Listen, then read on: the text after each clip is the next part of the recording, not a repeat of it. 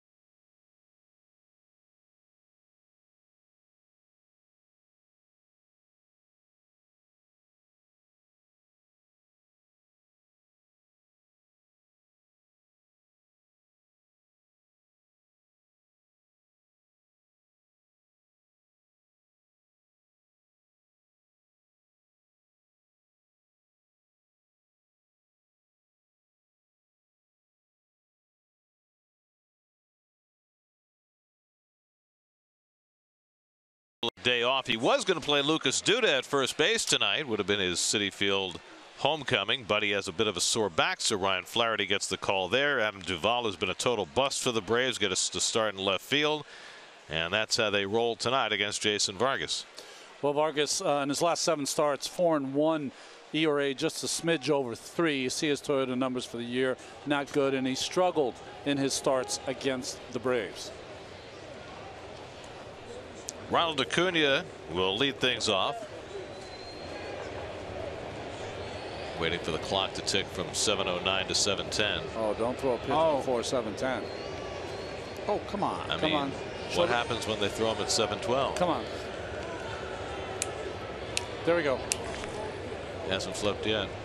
Oh, flipped up there. Don't jump the gun. Oh, the clocks are not in sync. They're not in sync. Come on now. The right center field scoreboard has 7:10. Now there we go. Now all the clocks say 7:10, and we can start the game. Fielding Colbreth, a real stickler. Nice job fielding. I'm not ready. Ronald Acuna 2 for 8 in the series. Vargas with his first pitch of the night. Acuna skies one into center field. Brandon Nimmo settles under it. 1 pitch, and we're underway. 1 out. And your Metropolitan Lexus defense, Plawecki behind the plate. Dominic Smith, big night last night, back at first base. And in the outfield, Mr. Nimmo goes to center. Jay Bruce in right field. And Conforto has been kind of just a standard out there in left. What a finish he's had. Here's Ozzie Albies hitting second in the order. And he takes the strike. Albies 1 for 7 in the series. The one was a 2-run homer on Tuesday night. You ever make a mistake on your scorecard after the first batter? Just did. Grounded into the shift. Beautiful stop. Rosario, the spinorama, and a beautiful scoop by Smith at the other end. And they get Albies for the second out. Spectacular play by Rosario. Nice finish by Dominic Smith. And Rosario's not giving up the ghost. He thinks he was safe. Well, beautiful play by Rosario. Off his knees, strong throw. Nice pick by Dom. Brian O'Nora called him out, and there will be no challenge. It's all about how quickly he got up to get the strong throw over there, even though it was in the dirt. Very nice anticipation on the hop from Dominic, working from the ground up. That is a beautiful shot right there. Foot still in the air when the ball made contact with the mitt, and he is out. Mickey Callaway was raving about his improved defense the second half of the year. There was another example. First pitch in for a strike for Nick Markakis, who's 2 for 7 in this series.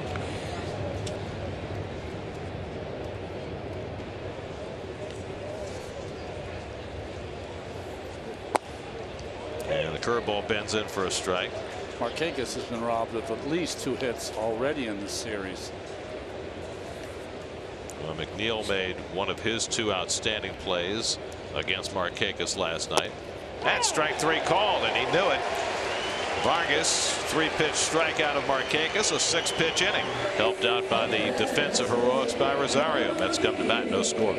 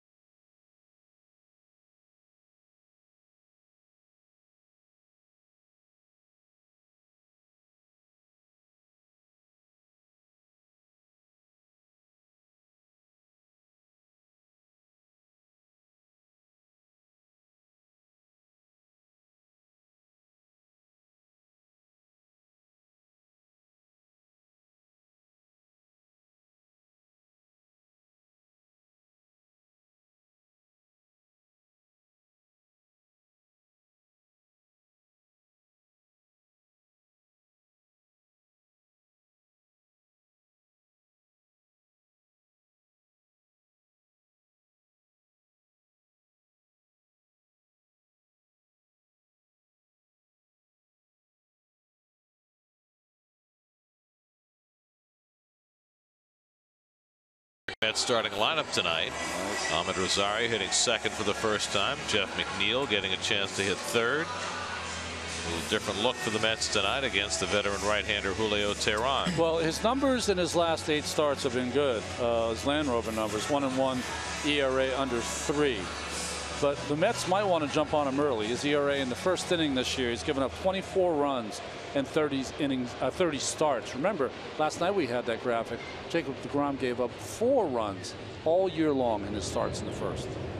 Brandon Nimmo leading off tonight. Nimmo's had a very odd last few days. He's 0 for his last 11, but over that span he has 9 walks and been hit by a pitch. And he's actually raised his on-base percentage to .401, second behind Joey Votto in the National League. So what wouldn't you want your .401 on-base percentage guy to be leading off?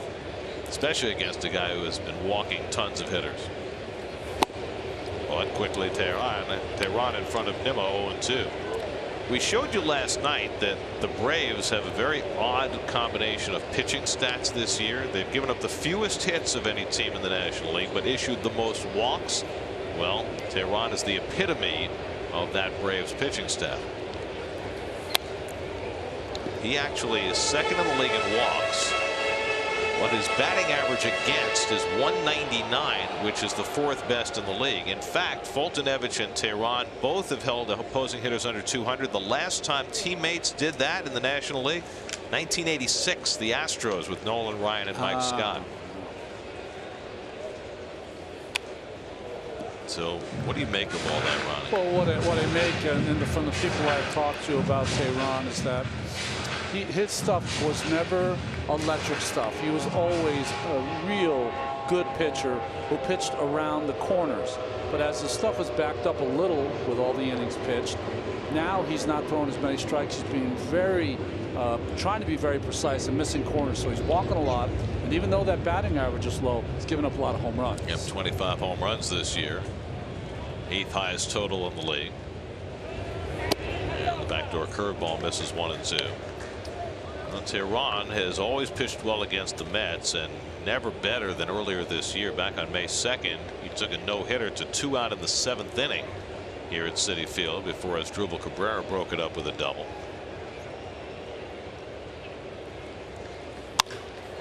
Driven out to left field, chasing back is Duvall. It's over his head and one hop against the wall.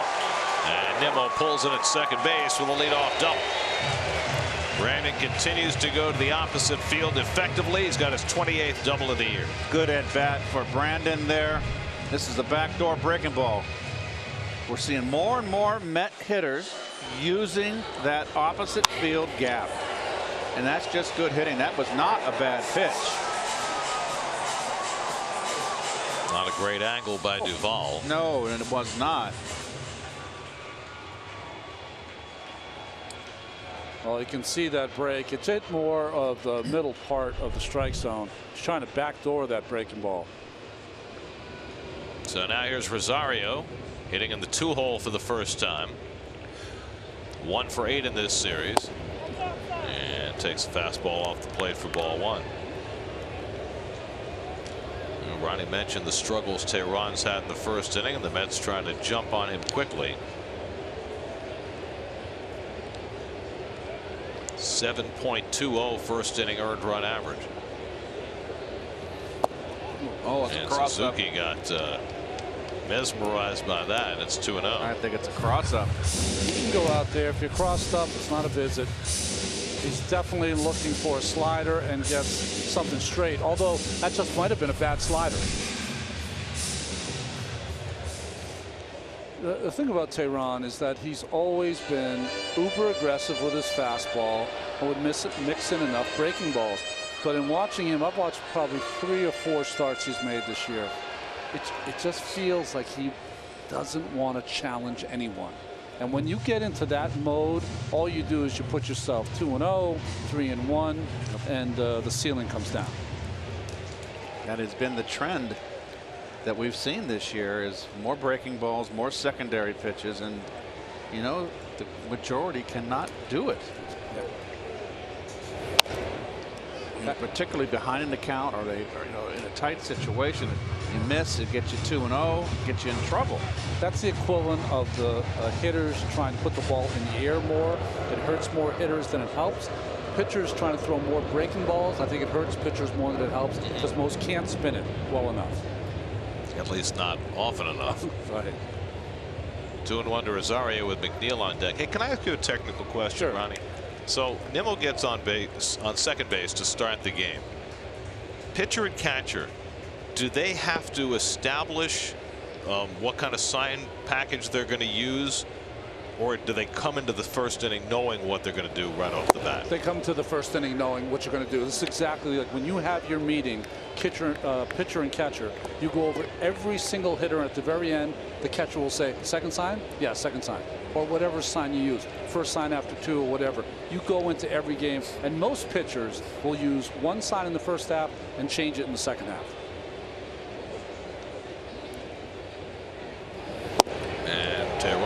goes off speed to strike out Rosario for the first out. So is it unusual to you to see a catcher crossed up on the second pitch of an at bat with a runner at second in the first inning? I'm not surprised, because what happens a lot of times is when a pitcher gives up a hit right away, the kind of brain just mangles in there, and you see you're not thinking straight for a while. So is it incumbent on the catcher then to reestablish what signs they're using? Well, I think what you can do, and I think all good catchers that I've played with have done this.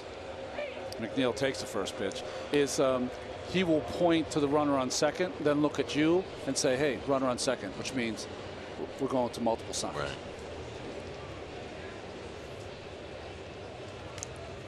Jeff McNeil 2 for 9 in this series, hitting .335. And he fouls back the fastball from Cerrone, and Cerrone has come out throwing strikes tonight. Got a hit on Nimmo. He's got a hit on McNeil.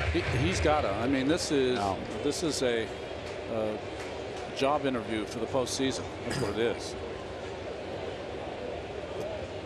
He's got a sneaky fastball. I mean, it shows 90-91, but he's sneaky.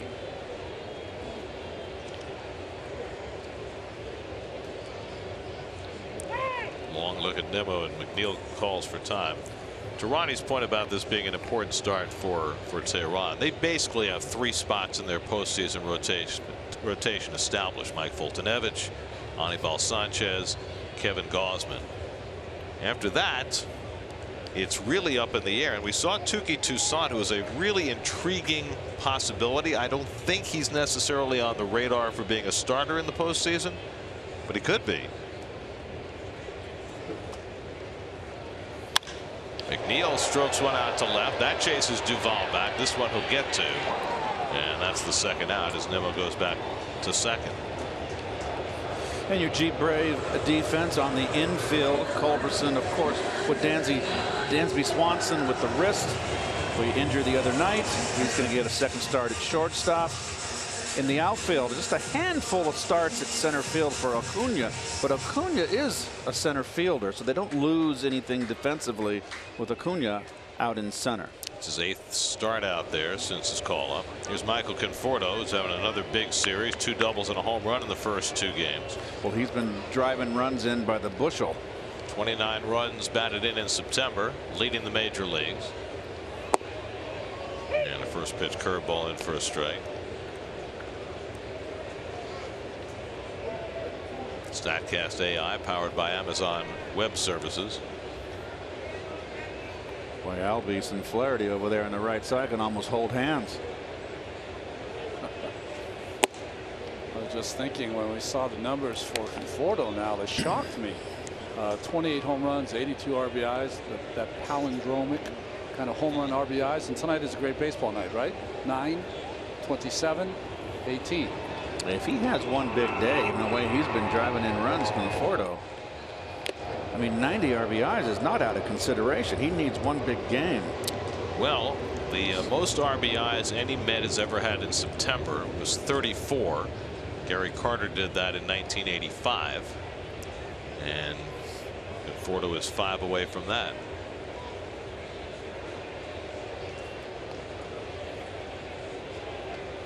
Nimmo at second with 2 out. I just remember playing, Keith. You remember this one? You were not maybe in the mix, and guy was having a great September. You'd be, hey, great salary drive. There we go. Oh, yeah. If we're not in the hunt. Yeah. Well, that was always the big needle right there. Where were you in May, in June?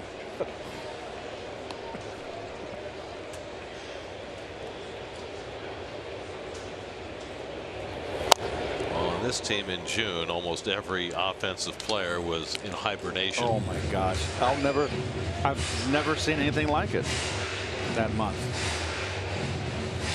That's when 5 and 21 in June after a not very good May, but June was just the pits, and they just couldn't score. Well, they went to the 20,000 leagues under the sea with that June. 1-2 coming. Taken high. Well, what the Mets did in June, the Phillies are doing in September. Yes, they are. They just finished an 0-8 road trip. They went into the trip thinking they were still a contender. They came out of it under 500. In fact, 3 games under 500. They're not even going to have a winning record after being 15 games over in early August.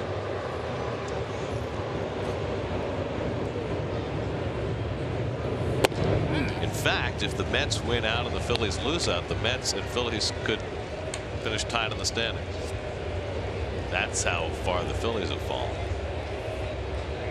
The Rockies beat them today. A huge win for Colorado. They're 7th in a row. They're now a game in front of the Dodgers heading into the final weekend. The Dodgers are idle, and that's a 4-game sweep. And I don't care who you're playing. It's hard to sweep 4. Conforto pops one foul. That'll come back out of play. So really the entire playoff picture comes down to 3 teams fighting for 2 spots. The Rockies are a game in front of the Dodgers in the West, and the Dodgers are a game in front of the Cardinals for the second wild card. So the Phillies lost all 3 in Colorado. 4. Lost all 4 in Colorado. Yep. Gabe Kapler was supposed to be named manager of the Dodgers. He wasn't. Named manager of the Phillies. And they lose 4 in Colorado, which hurts the Dodgers. Not a conspiracy theorist, but you know. It's funny how those things work sometimes. 9th pitch of the at bat to Conforto, and he pops one up into shallow left, and Duvall with another chance, and that retires the side. Mets waste a leadoff double in the first. No score after 1.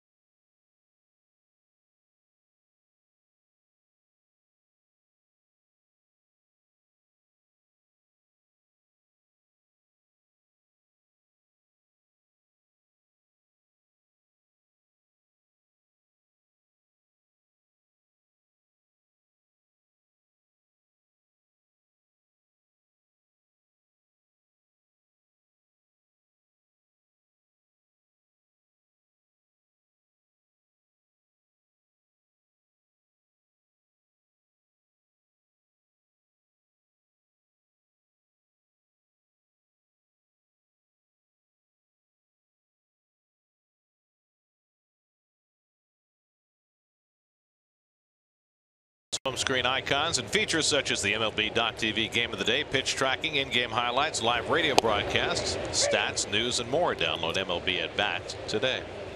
And you're running out of time. Kurt Suzuki leading off the 2nd inning, batting cleanup tonight. Suzuki caught the first game of the series, had 2 hits, drove in 2 runs. He's had himself a nice year. Good finish for him. Fly ball out to right. Bruce ambles in to get it. 1 out. So the outs continue to come quickly for Vargas. 8 pitches, 4 outs.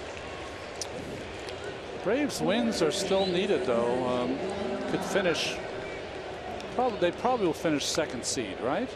Well, right now they're tied with the Rockies. They each have 89 wins. Rockies have 1 more loss now. Right. So if the Braves lost tonight, they would be in a flat-footed tie with the Rockies for the 2nd seed. They got something to play for. They can't just get in the Cadillac and coast in. So the 2nd seed gets home field in what presumably would be a matchup between the Braves and the West winner.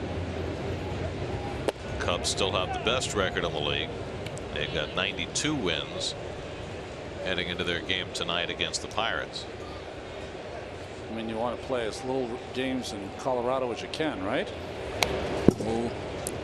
Curve foul back by Johan Camargo, and it's 1-2. Camargo batting from the right side, switch hitter. Better hitter, right-handed. A little higher average, a lot more power. 2 for 8 in this series. Interesting, Camargo, where he stands at the plate. He is on top of the plate, if you recall, if you've been watching, folks, the first 2 games. He stands on top from the left-hand side, but off the plate, right-handed. Interesting. That make any sense to you? He obviously knows. I bet you he's more worried about a cutter from a left-hander. Strikes out on the changeup, and Vargas has his 2nd strikeout of the night. 1 on a fastball taken, and by Marquez, and 1 here on a changeup. So 2 out of nobody on. Now Charlie Culberson. Culberson filling in at short. Dansby Swanson, partially torn ligament in his left hand. Not going to play the rest of the regular season, and they hope to have him back in the postseason. I thought it was interesting. Brian Snitker was asked, why not move Johan Camargo, who's probably a better shortstop than Culberson, to short and play Culberson at third if Swanson's out. He said Camargo has got so locked in now playing third. I want to leave that alone. Yep, you don't want to start messing with his head. He's been a big bat. He's driven in big runs for the Braves lineup. Well, 1968, Mayo Smith moved Mickey Stanley to shortstop to play Jim Northrup in center field. That worked out. Tigers won the World Series that year. They needed the extra bat. That was a good hitting Tiger club. They took Ray Euler out of the lineup. He was the light hitting shortstop, and moved Stanley, the center fielder, to short. Both more veteran players, though. You know what I mean? Camargo, this is really his first full year.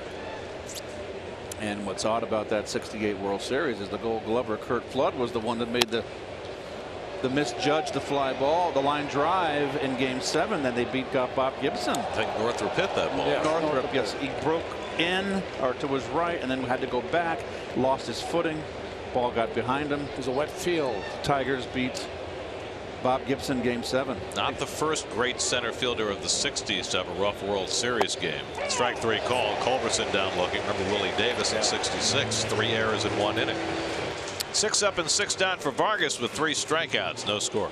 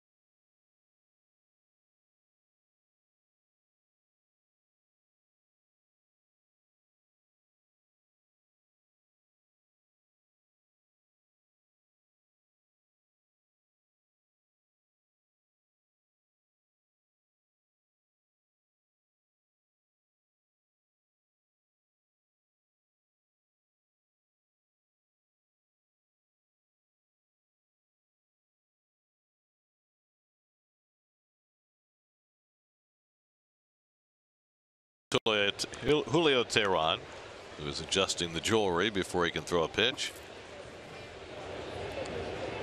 Jay didn't start last night.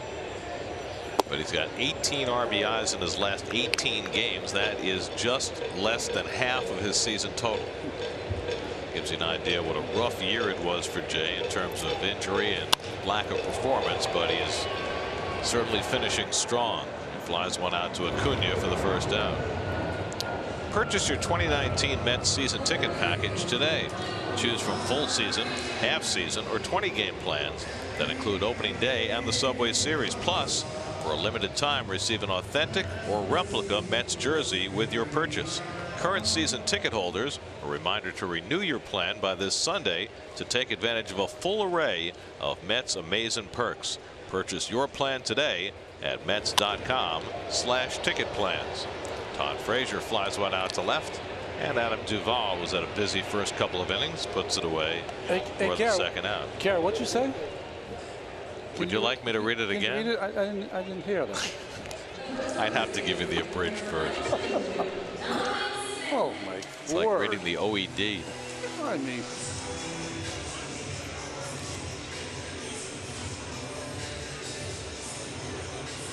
Here's Dominic Smith, who had a big night last night. Broke up in a scoreless game with a 2-out hit in the 6th, and then tacked on a home run in the 8th.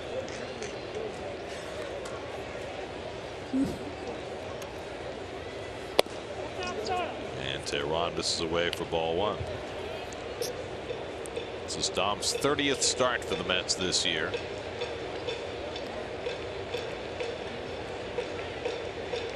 Of course, so much depends on what happens this offseason, who becomes the Mets decision maker on the baseball side, and who stays, who goes. It's going to be fascinating to see how Dominic Smith fits in with whatever plans the Mets have for next year. One with Jay Bruce playing more and more first base, and Peter Alonso waiting in the wings. Yoenis Cespedes talking about playing first base whenever he happens to come back. Well, all Dominic is in charge of is Dominic, and boy, I'd like to see him come out of the gates in spring training and just have the opposite of what happened this year with being late and getting hurt. Yeah, just playing in spring training would be outstanding. Well, he needs to come in shape and ready to go, like he was in good shape in spring training. I mean, it's hard to remember sometimes how it all began, right? It was going to be Adrian Gonzalez just in case Dominic Smith wasn't ready. Yeah.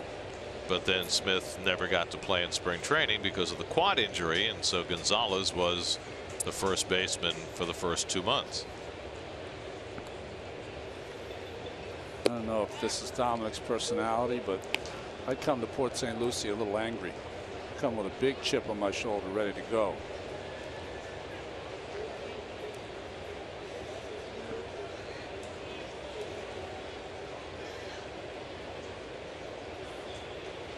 Two from Tehran, and he misses low and in. Full count.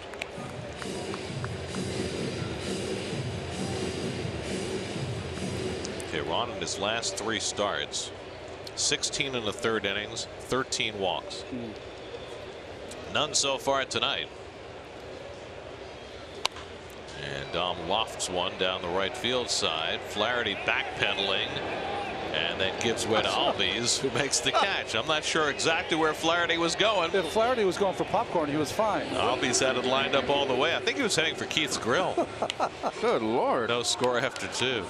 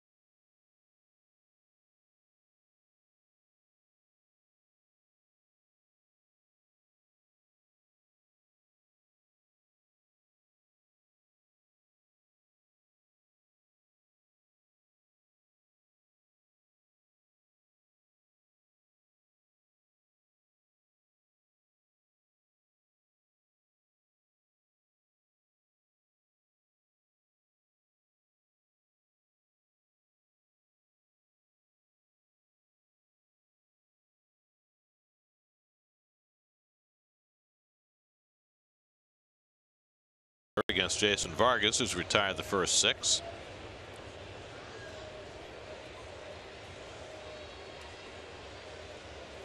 Duvall acquired just before the trading deadline from the Reds to shore up the Braves' right side bench. Well, that worked out very well. He's had 48 at bats in 31 games for Atlanta. He's hitting .104 with no RBIs as a Brave.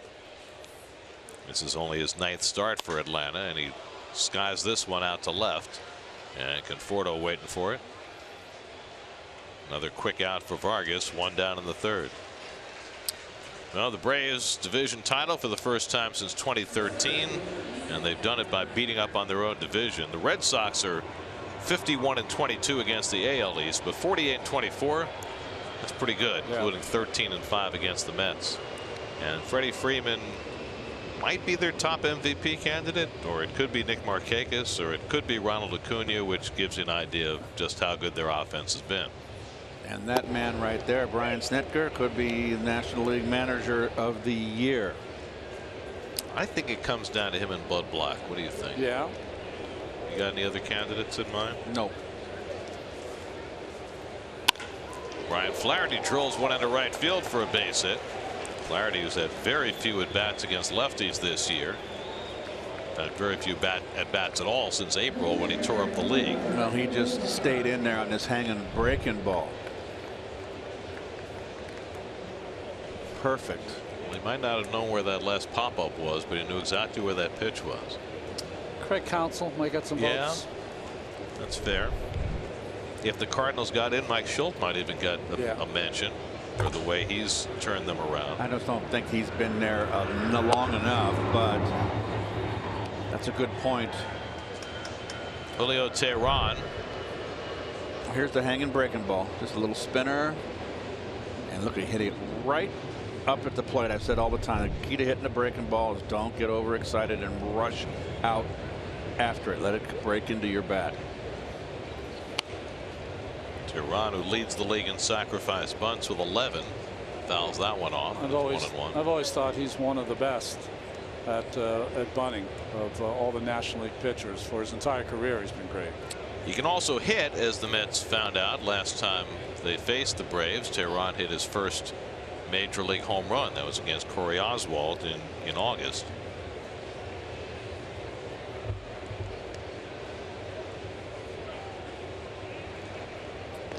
So if you see what Teheran does, and Teheran, you got to get it down now if I'm going to give you some love. What he does is, which I really like, is that he puts the ball at the top of the strike zone. Then he'll flex his legs so he's not tense. Flex your legs, get down low, and see it for a strike. Ronnie, he also walks up to the front of the box. Is that something you need to do? Keeps it fair. You got a better chance of keeping it fair.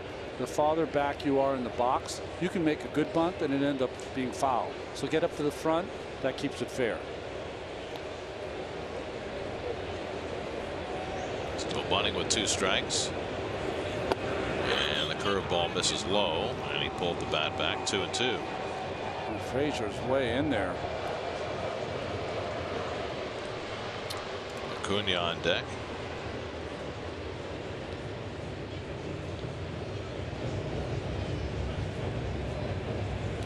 Left-handed pitcher, you always bunt it to the right side in this situation because he's going to fall off to the third base side. It's a gimme if you just get it down.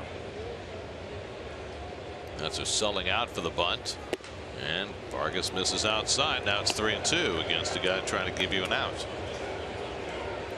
Teheran's had 4 straight years of double-figure sacrifices. He's led the league twice. I had a whole different style when I played with the Mets because Keith was so good. I would really lob the ball down the middle of the first pitch. I wanted the guy to bunt it. And so did I. Still bunting on 3-2.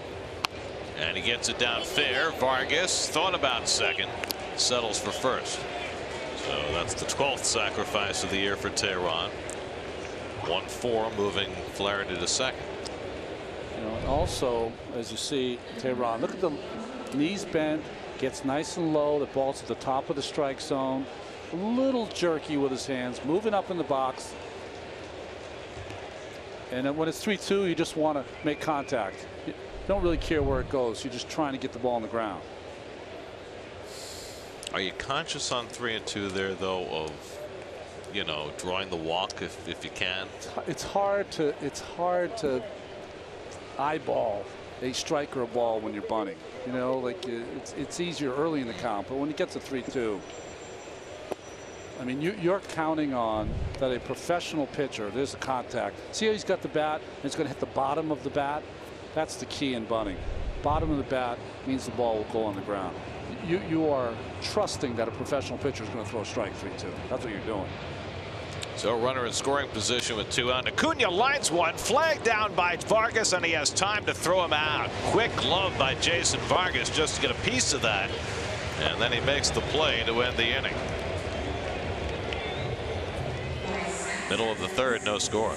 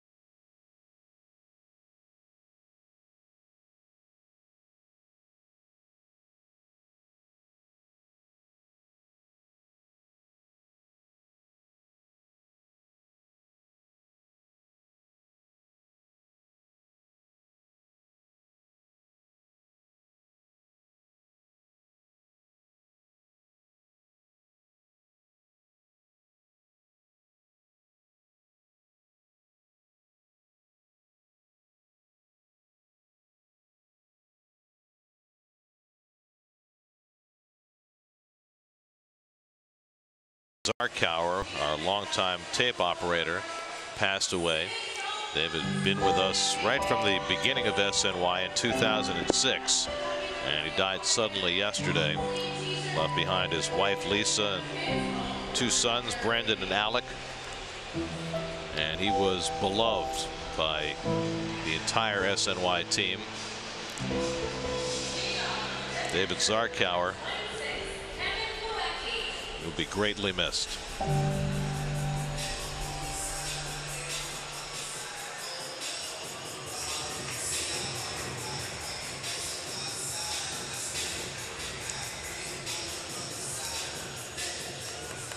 We go to the bottom of the third inning. Mets and Braves no score. Kevin Plawecki will lead off against Julio Teheran.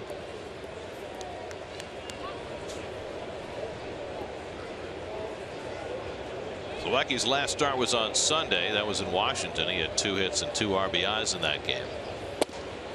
And Teheran deals up high for ball 1.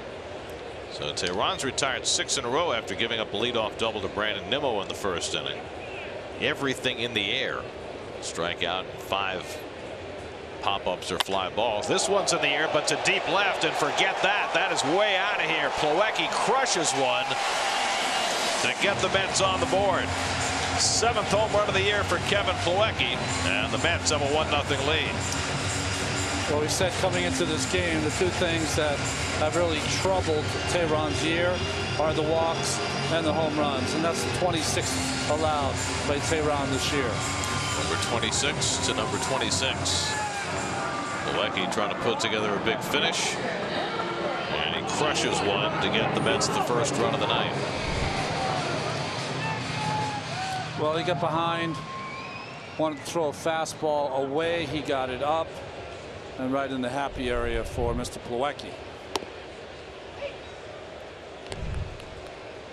I mean, this is a. I'll tell you one thing about Plawecki's home runs this year. There are no doubters. Every time he hits one. Vargas tops one toward third, played by Camargo, a fair ball, and he throws him out. 1 away. Here's a side swing of Plawecki, and I think part of that is that he's got a pretty short stroke for a big guy, but he is a big guy. So when he does make contact and gets that full 215 pounds behind it, 10 rows deep. That Mets home run means City will donate enough for No Kid Hungry to provide 20,000 meals to kids in need. I think the other piece for Plawecki, I think he's been very conscious this year trying to hit the ball to right center. Yeah. And you know, not think so much about pulling the ball. And what it's unusual is that today's hitters, a lot of them, even for the right side, are down hitters. He likes the ball up. That's where his power is. And I was just estimating his weight. Sorry, Kevin, if I'm up or wrong, up or down. It's just the right weight.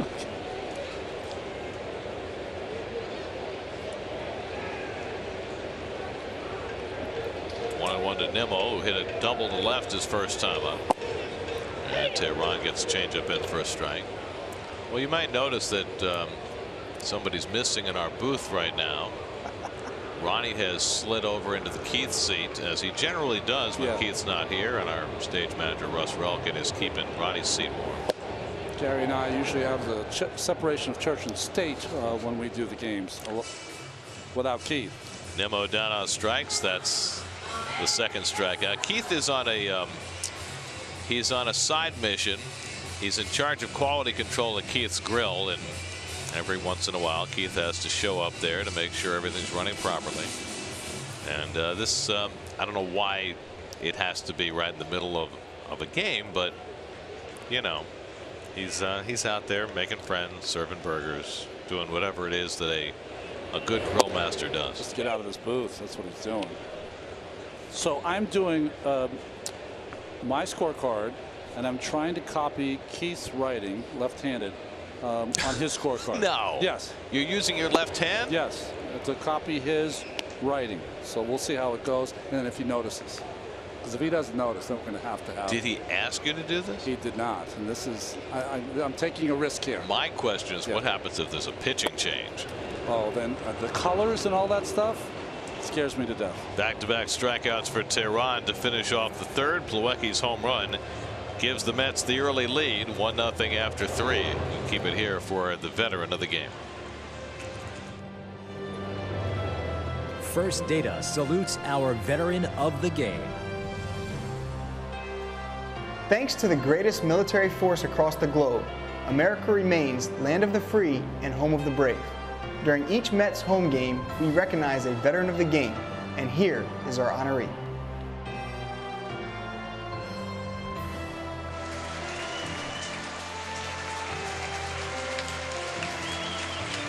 Staff Sergeant Pat DeRosa of the United States Army Air Force served our country for 3 years during World War II.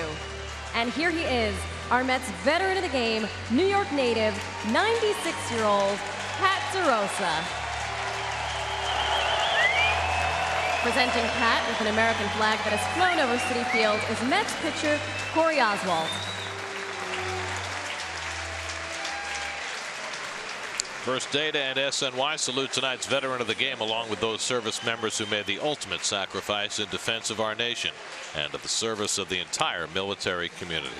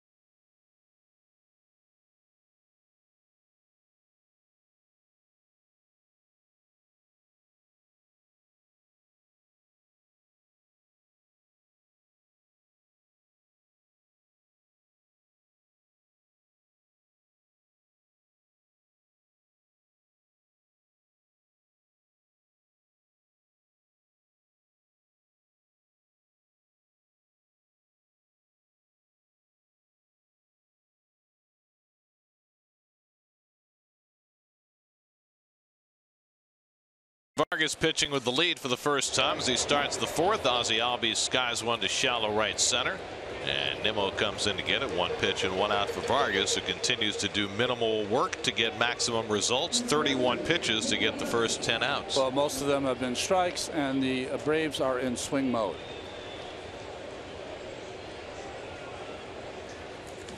They still have something on the line, but they're going to do it by being very aggressive early in the count. I mean, it's not like they have a long trip after tonight's game. They're going to Philly.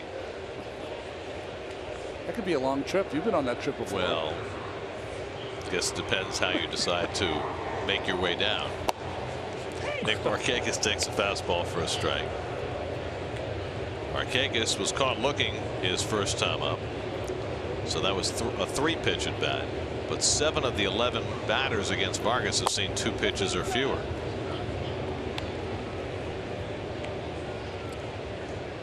So the Braves have finished their home season. The Nationals finished their home season last night, and that was interesting because Bryce Harper was treated by the fans as though it was his last ever game in Washington. Really? Well, they're realistic, right? What was fascinating about it was, as that's grounded down to first, Harper went 0 for 4, got huge standing ovations all night, tipped his cap, the whole thing. The guy who basically would replace Harper, Victor Robles, 4 for 5, homer, 4 RBIs. It was almost like the changing of the guard. Yeah, the handing of the torch. Exactly. What are they going to have next year? They'll have Soto, Robles, and Eaton? Yeah, Eaton's still there. Right? Okay. Well, Machado and Harper are the 2 biggest names on that list. And, you know, because of their youth and what they've accomplished so far, are likely to get mega contracts. I think Corbin's going to get a bigger contract than Keuchel. I think that makes sense. Younger, doesn't have the Cy Young, but he had a brilliant year this year, especially in the strikeout department. He's also got bigger stuff than Keuchel. Yeah. You know, I wonder about Kimbrel though, at his age. And was he 31 next year? Yeah. And with all the innings under his belt, how many years would you give Kimbrel? How many would you have to secure him? Well, he's going to want a Chapman contract, won't he? He'll want something like that. The 5 years, $90 million. 1 and 2 to Suzuki. It's just, you know, last year's free agency was just so different than I've ever seen in a long, long time that it's going to be interesting to see if it changes at all this winter or if it's the same. Line toward the middle, but McNeil is there to snag it. Now that retires the side. McNeil positioned just right to reach out and grab it. Another ball finding McNeil's glove. 1-0.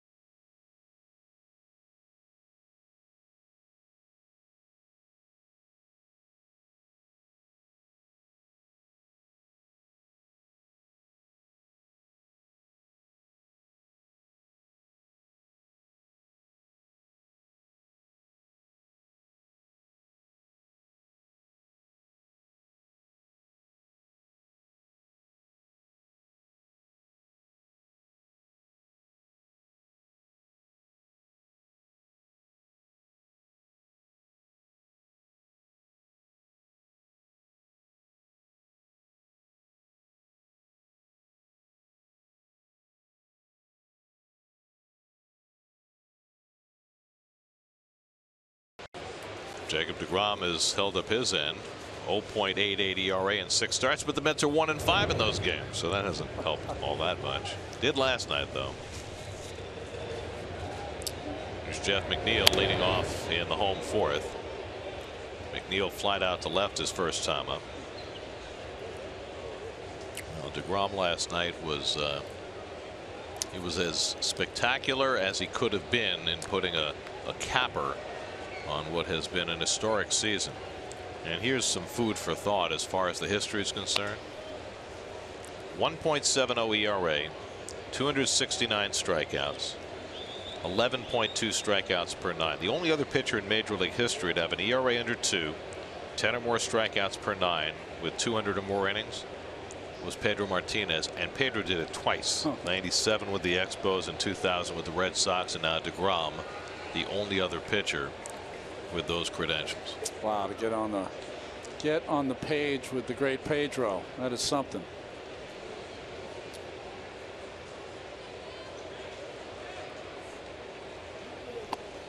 Can I give you the weirdest DeGrom stat of the night? Yeah.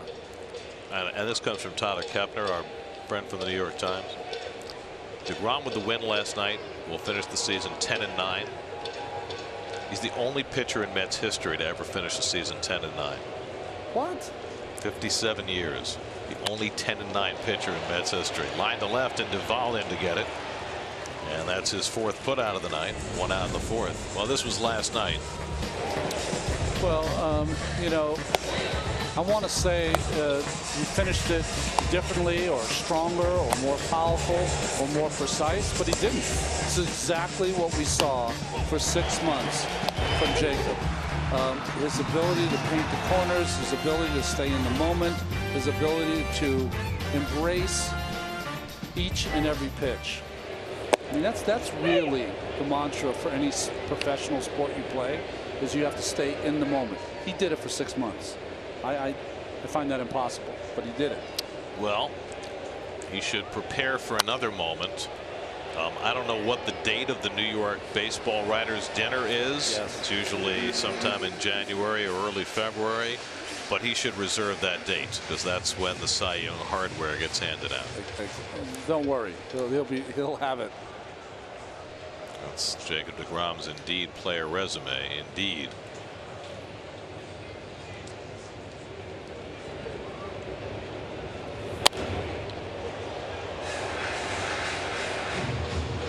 And now we can just relax for the next few days. That's a pretty good feeling, to tell you the truth. I've had a couple times where you've had 3 or 4 days off at the end of the year and you just kick back, kind of make fun of your teammates for 4 days. Do you throw again? Oh, we play catch every day, yeah. Because, you know, the realization is that he probably came out and played catch like he did any other day. He won't take any bullpens like he usually does, 2 in between every start. But he'll throw every day, absolutely. You know, he loves to shag out in the outfield, take some grounders in the infield. He'll still do all that. Because what really happens at the end of these seasons when you know you're going home, it's like, man, I'm not going to pick up the ball for a while. And you do shut it down. And you do shut it. He should shut it down. Shut it down for a month at least. But a lot of guys don't now. They keep on throwing, which I know I wasn't made to shut it down, but I was told in no uncertain terms, you know, you need to rest your arm. So I would not really throw until after Thanksgiving. I'd throw real easy in December. January, I'd start throwing easy off the mound. And by March 1st, I'd be ready to go. 3-2 to Conforto. I just wonder, when you've had a year as nearly perfect as DeGrom has had, how do you get ready for the next one? Well, one. That's ball 4 to Conforto, and the Mets have a 1-out base runner. One, I would try to do about the same thing I did last year. You know, say to yourself, hey, how I prepared for this year, produced this kind of year. So the physical stuff that I did, whether it's the running, the lifting, whatever, I would try to keep that the same. That being said, it's hard to repeat a season like he's had this year. Flawless for 6 months. I mean, really, the only bad thing that happened all year was when he hurt himself on the swing. Right. the hyperextended elbow that set him back a tad. Well, it set him back 3 starts. That start, the Right. next start, and the start in Philadelphia. Right.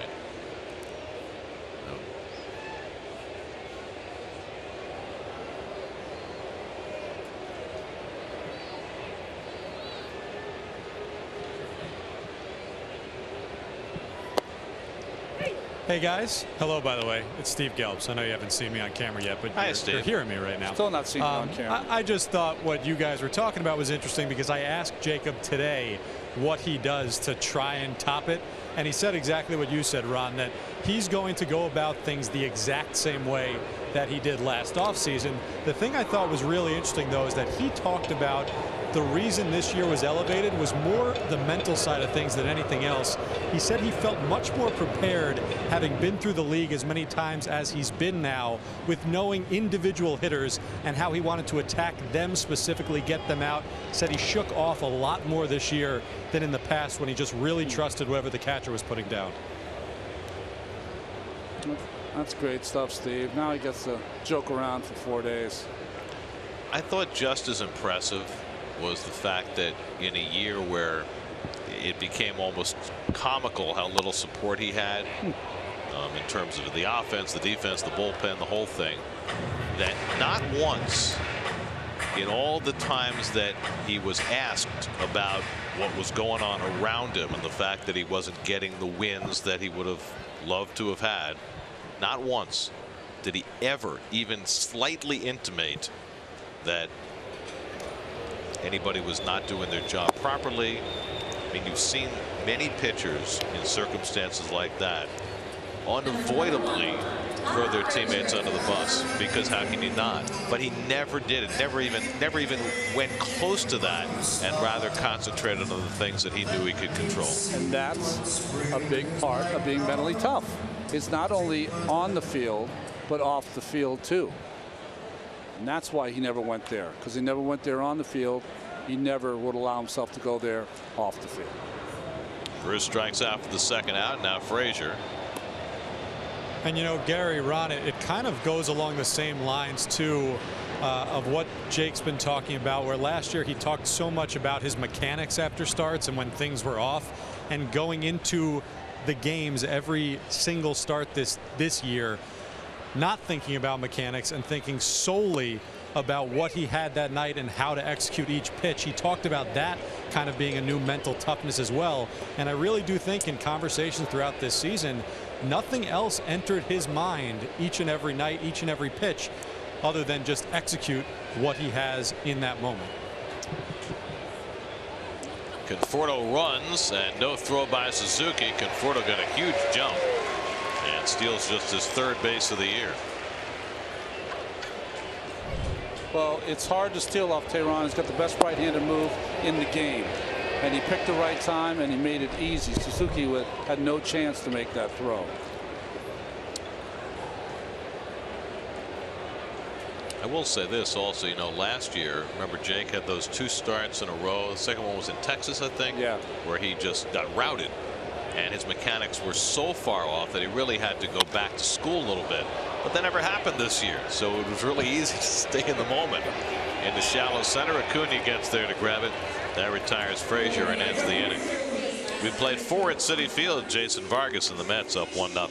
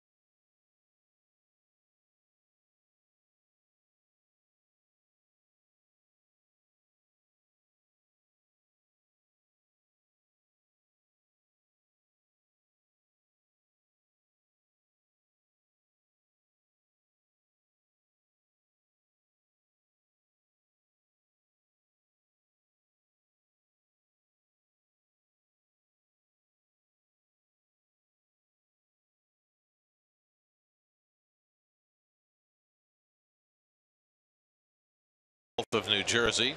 Jason Vargas has been very efficient. 39 pitches in 4 innings. He's allowed just 1 base runner. This is a Randy Jonesian. Brooks road jersey for 1,006 straight days. Washed it in between. Thanks for keeping score for me, Ron. I did it left-handed. I tried my best to imitate your K's, which is very difficult for me. Oh, I didn't put called or taken. It's all right.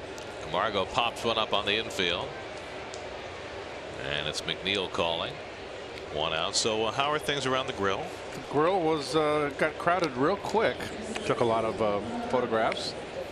And a lot of young kids are here tonight. I was surprised, with the school night, and got to take. They were all very excited. And I had a burger. I had that burger with the chili. With the peppers, on my mouth's on fire. The Mex burger. Yes. Did you bring us any? I only have 2 hands. Nothing. Oh, come on. Vargas off the mound and a nice play to throw out Culberson. I can go back. Second out. I thought you guys already ate. That's okay, Keith.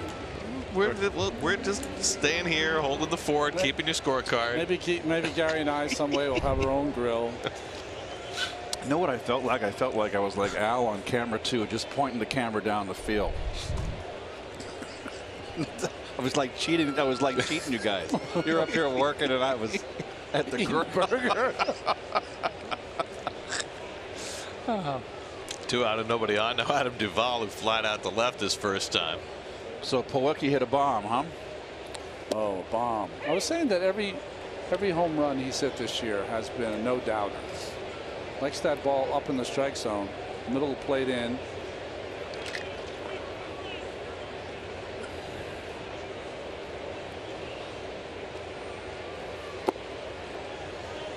StatCast AI powered by Amazon Web Services. There's the spray chart on balls hit on the infield for Adam Duvall. 2/3 on that left side. I mean, he's that home run hitter that has developed, gotten into a funk, and now can barely make contact. Pops this one up in foul ground. Can Dom get there? He does. Oh! And Coles ran past it, but that's the 3rd out. Another 6-pitch inning for Jason Vargas, who's heading toward a Maddox. 1-0 Mets halfway through.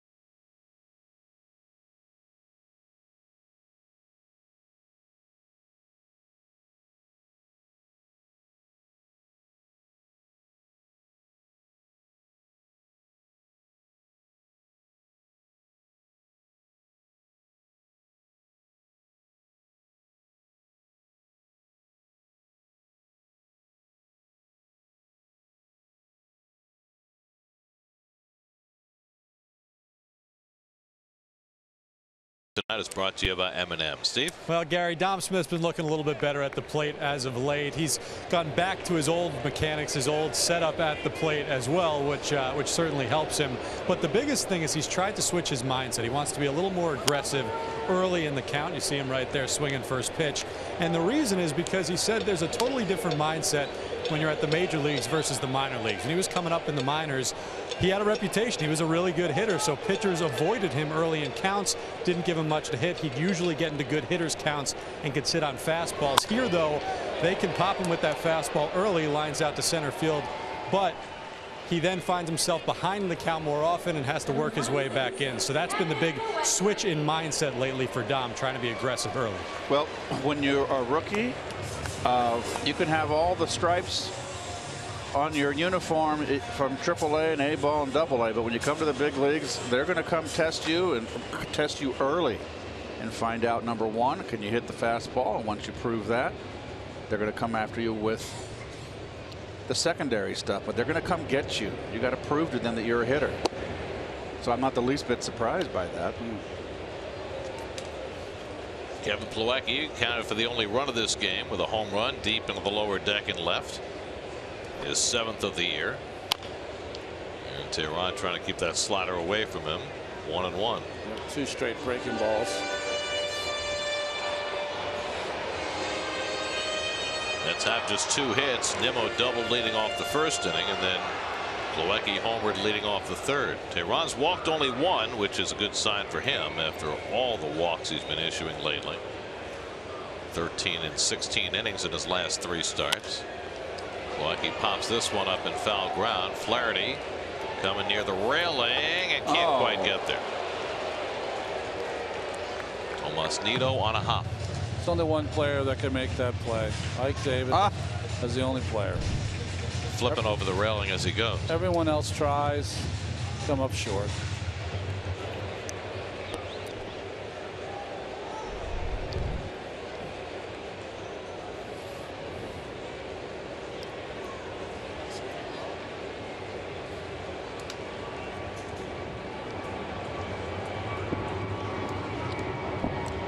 Two coming. And Plawecki goes down on a high fastball. 5 strikeouts for Tehran, 2 out of the inning. Well, final series of the year begins tomorrow night. Mets and Marlins from Citi Field, and we get to sit outside in the Citi Pavilion just in front of the Shea Bridge.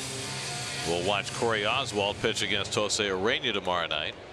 Steven Matz and Trevor Richards on Saturday for the big David Wright showcase, and Noah Syndergaard makes the final start of the year on Sunday. Boy, Urena has turned his season around. Wasn't he 0-8 at one point? Ever since he drilled Acuna, he's been great. That's where we'll be tomorrow night. Oh, nice. We'll be very wise. You bringing a jacket?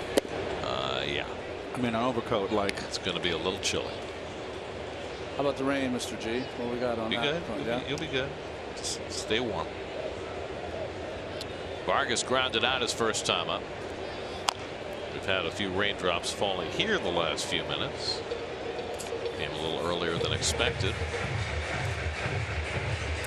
Not into every night that a little rain must fall, but it seems like more nights than not in 2018. Not just here, but everywhere.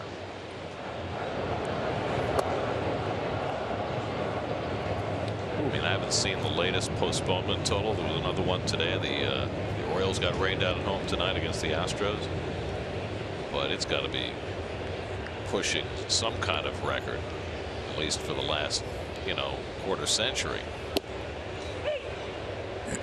Boy, the Orioles just had to play a doubleheader in Boston, didn't they, recently? And Houston's got to play a doubleheader as they try to get ready for the post. And that'll be Saturday. They'll have to play a doubleheader. That's rolled out to short. Culberson with plenty of time throws out Vargas, and Tehran has a 1-2-3 inning.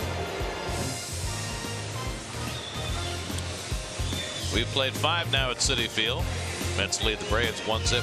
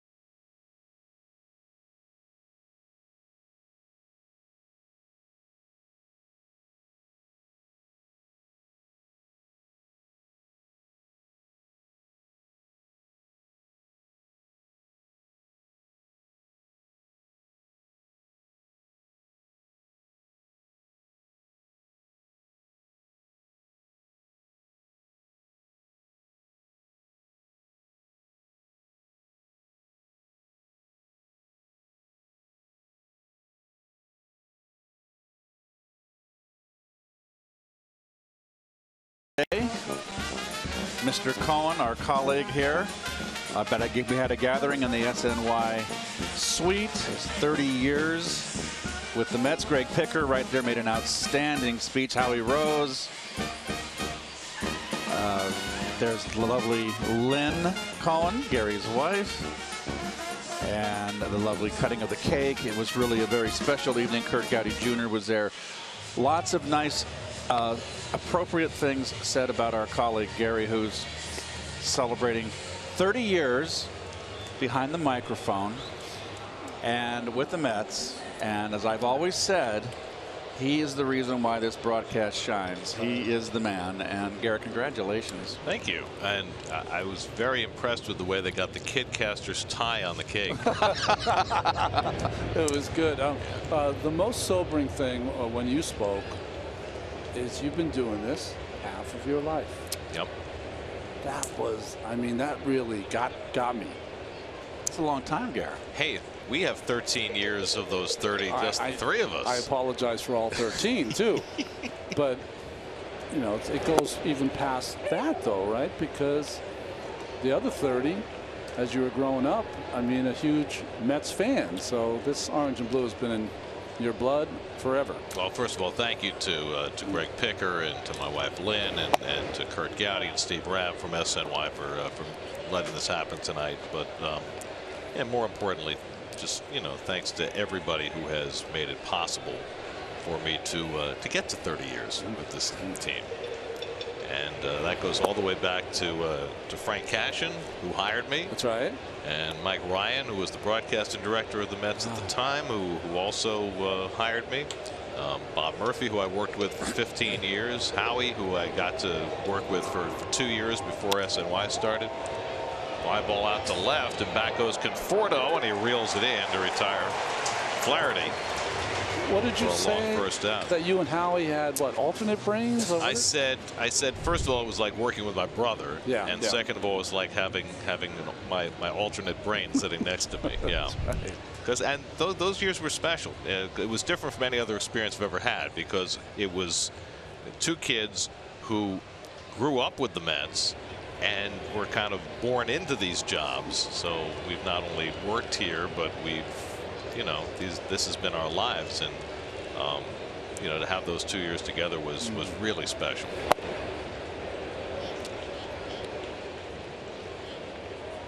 It's Howie Rose. Chris Majkowski in the background. Yep. The radio guys don't have to dress up, folks, because you never see them. Who's your friend with the beauty of it? Who's your friend with the baritone to your left? Oh, my friend Jonathan. Yeah, he was actually in the ballpark at Shea the first game I ever broadcast with Murph when I filled in '88. He was sitting in the upper deck, listening to his Walkman and making sure I didn't completely mess it up. What was he going to do about it if he did? I don't know, maybe come in and rescue me and take over.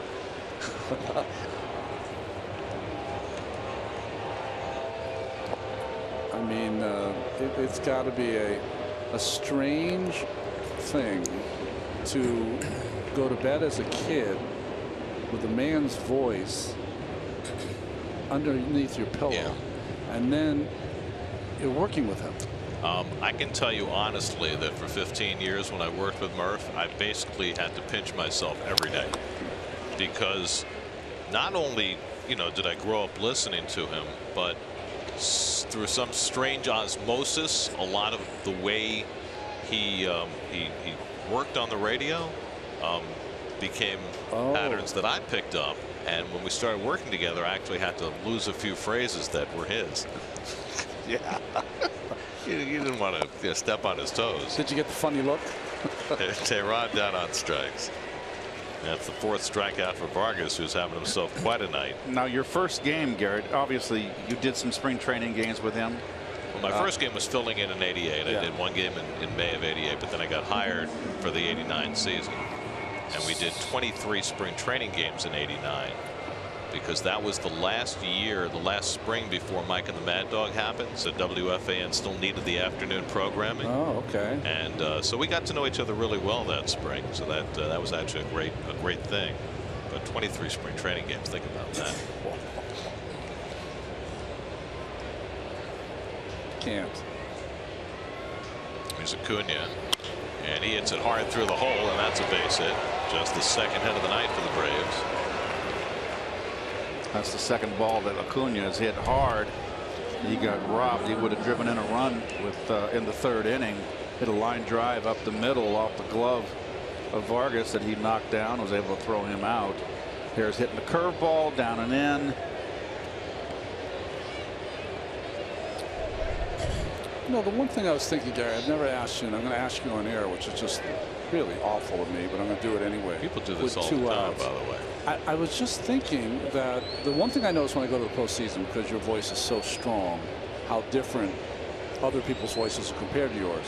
But did you have a New York accent as like I did. 18-year-old? I sounded like Dave Freed. Oh no, you couldn't have sounded that bad. Chocolate, coffee. No, sure, I did. Sure, I did. And I also had a little speech impediment, a lazy L. Okay. So I had a lot of work to do. Lazy L. Lazy L. Yeah, which was I had to fix because I started out in college radio doing the Columbia Lions. Yeah. And it sounded like Columbia Lions. Oh. Yeah. So I had to fix that. Yeah, that was a real incentive to get that right. That wouldn't work. Otherwise, you'd be looking for another job. They taught me to press my tongue against the back of my teeth to say L correctly. Really? Yeah. Oh. What was wrong with your tongue before? It was out in space. it was. I mean, Tom Brokaw had a great career with a lazy L. That's right. But I figured it was probably something that I should fix. He had some pretty good journalistic chops to go along. He had other with stuff going on.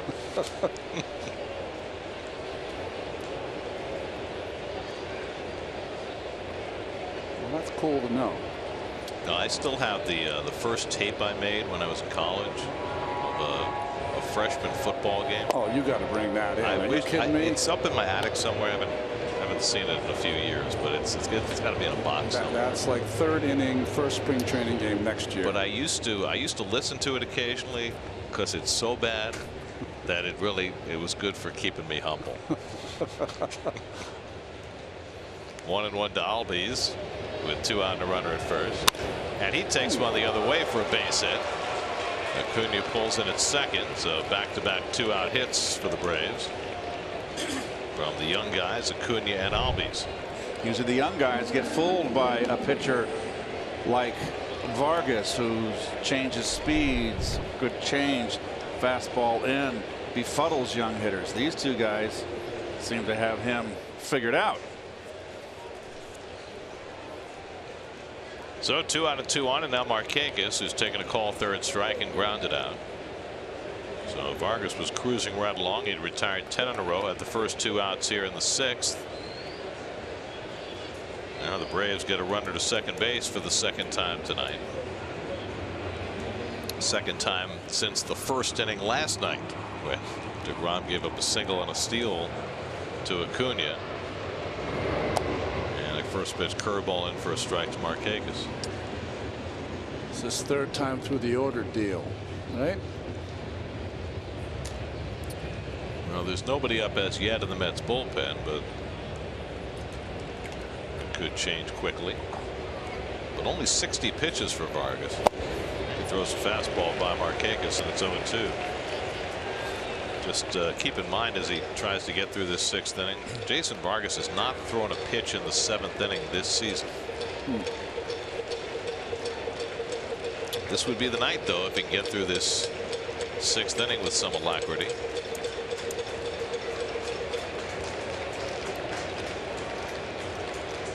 Oh-2. Plawecki down in the dirt to stop that. This is probably a stupid question, but do you think the analytics cover for third time through the order when you're on 60 pitches as opposed to 90 pitches?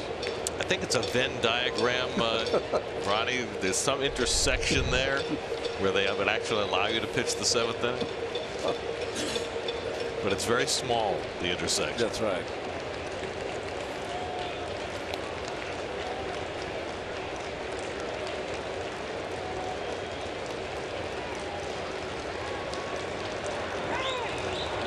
Time as for Markakis just before Vargas was about to go into his motion.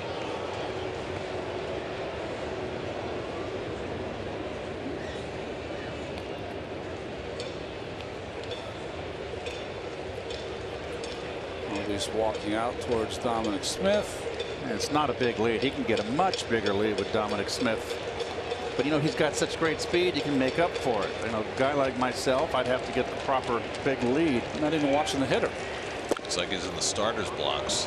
Well, he's looking for the double steal, but there's 2 outs. I mean, you see a lot of this.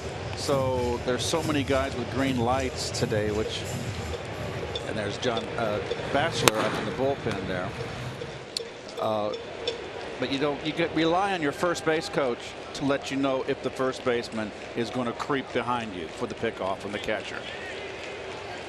Marquez scalds one, and Rosario smothers it. His only play is at first. In time, side retired. McNeil was not at second base to cover, which was Rosario's first look. He made the adjustment and threw on Marquez to get Vargas through the inning. Another terrific play by Rosario, his second of the night.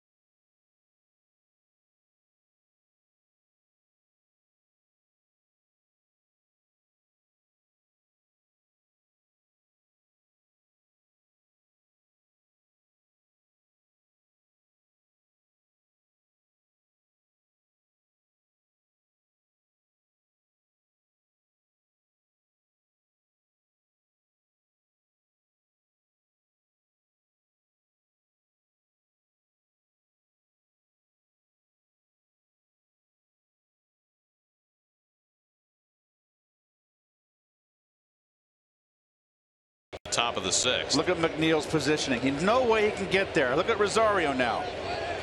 He never looked to second base. So my feeling is this, folks.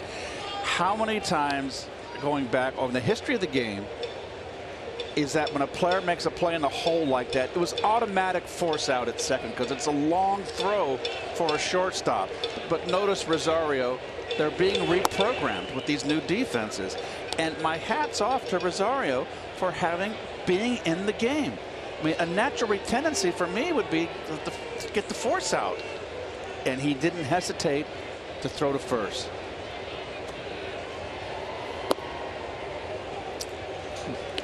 I was just thinking, Keith, you used to always make that play great. First and third, 2 outs, ground ball to your right. You'd always throw to second for the force out. Yeah. And in some shifts today, it would be awkward because the shortstop might be coming from the second base side for that throw. If there was ever, Gary, first and second bases loaded, runner on first, 2 outs. Oh, actually first and second. I'm playing behind the runner, even holding the runner on first. The ball's hit to my right. I'm going to throw to the shortstop because it's much more difficult for a pitcher coming to cover, and there's more of an opportunity for a pitcher to drop the ball, or I could not feed him properly. Or if you throw the force out, it's routine. Now, this one's even a bigger deal, though, because you're down on the ground. You got to get up and throw out a runner at first, as opposed to an easy flip where you don't necessarily even have to get up. You can throw from your belly if you need to get that ball to second base. So this is, kudos to Rosario, and this is part of the game that's changed today. Some of the little things that have changed. that he's in the game, and he's played this way the entire second half. Here's ball 4 to Nimmo. He continues to draw walks. He's aboard to start the 6th. We check in with the studio for a game break. Maria Marino, brought to you by your Tri-Honda dealer.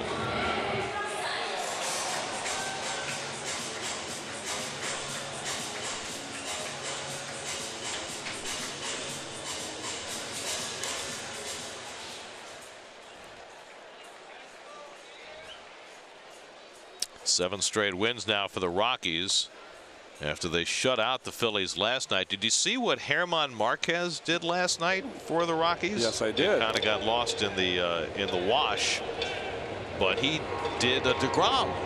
He struck out the first 8 batters of the game, tied Jim DeShays and DeGrom for Major League record, most strikeouts from the start of the game. I think he also got the franchise record for strikeouts in a season. Off Tehran's glove, deflects to Camargo, and he makes the play on Rosario. Fortunate bounce for the Braves for the 1-5-3 putout. Nimmo to second. Well, if he makes that play, it's a double play. Tehran is usually a great fielder, good athlete. Usually would make this play 9 times out of 10, but did not. Didn't look it into his glove. That's why he didn't make it. Margo's smooth over there. So 1 out, Nimmo at second, and Jeff McNeil coming up.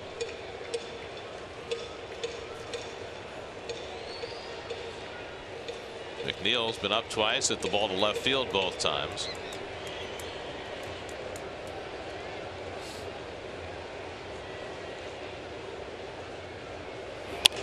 And he hits this one down the left side out of play. Did we mention that that the Good Humor Man has been by? Our ice cream provided by Good Humor, the official ice cream of the Mets. We have the truck, we have the dog.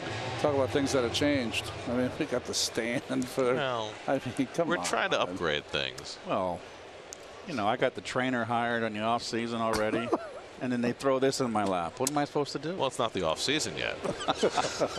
You're good. You still have a few days. Oh, look at Ronnie. If you're going to go down. I mean, as long as the trainer is in the building, you might as well give him some extra work to do. Double sessions. Well, thank you to our friends at Good Humor. Yep. It's always nice when we get a delivery mid-game. Sometimes messes with the broadcast a little bit in terms of, you know, how do you eat between pitches? Yeah, content suffers. Sometimes that's good. If the volume of our words shrinks, sometimes that's a benefit for the audience. That's right. Finally, they shut up for a while. Yeah, that's what I know. Oh, you know what they say? They say less is more on TV. Is that true? I don't. I just go along, you know. Yeah. I know one thing. This thing is, I'm left-handed. I can't write. Russ, could you pull it? It's just like. I gotta get this before you take it away. Thank you. Take the dog. The Mrs. Fields cookie sandwich. Outstanding, Russ. Is Russ going to be with us outside tomorrow? I believe tomorrow, like you, is Russ's final game of the year. Okay. It's a lot of goodbyes to see at the end of the year. A lot of old Lang Synes. McNeil pops one up, and Culberson waiting for it to come down. 2 out. SNY Super Slow Motion is brought to you by your Mercedes-Benz Tri-State dealers. Mercedes-Benz, the best or nothing. For instance, tonight is Dave Freed's last night. He goes off to do his football thing tomorrow. So he won't be at the outdoor game with us. You won't? No. Is Leo Schreiber going to make another appearance? Because well, he was out there hit. last year. He was big. I mean, I had people calling me, they haven't called me in years, saying, boy, you guys have a good broadcast tonight. I said, why? I said, well, we have Schreiber's on the broadcast.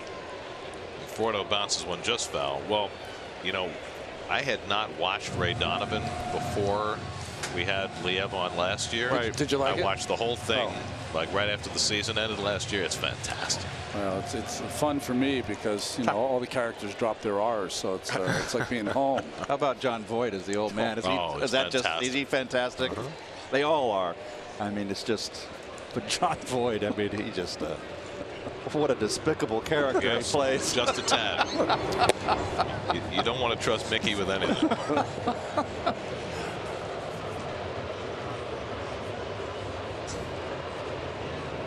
A lot of darkness in that series. Ooh, love it. Conforto walked and stole the bases last time up.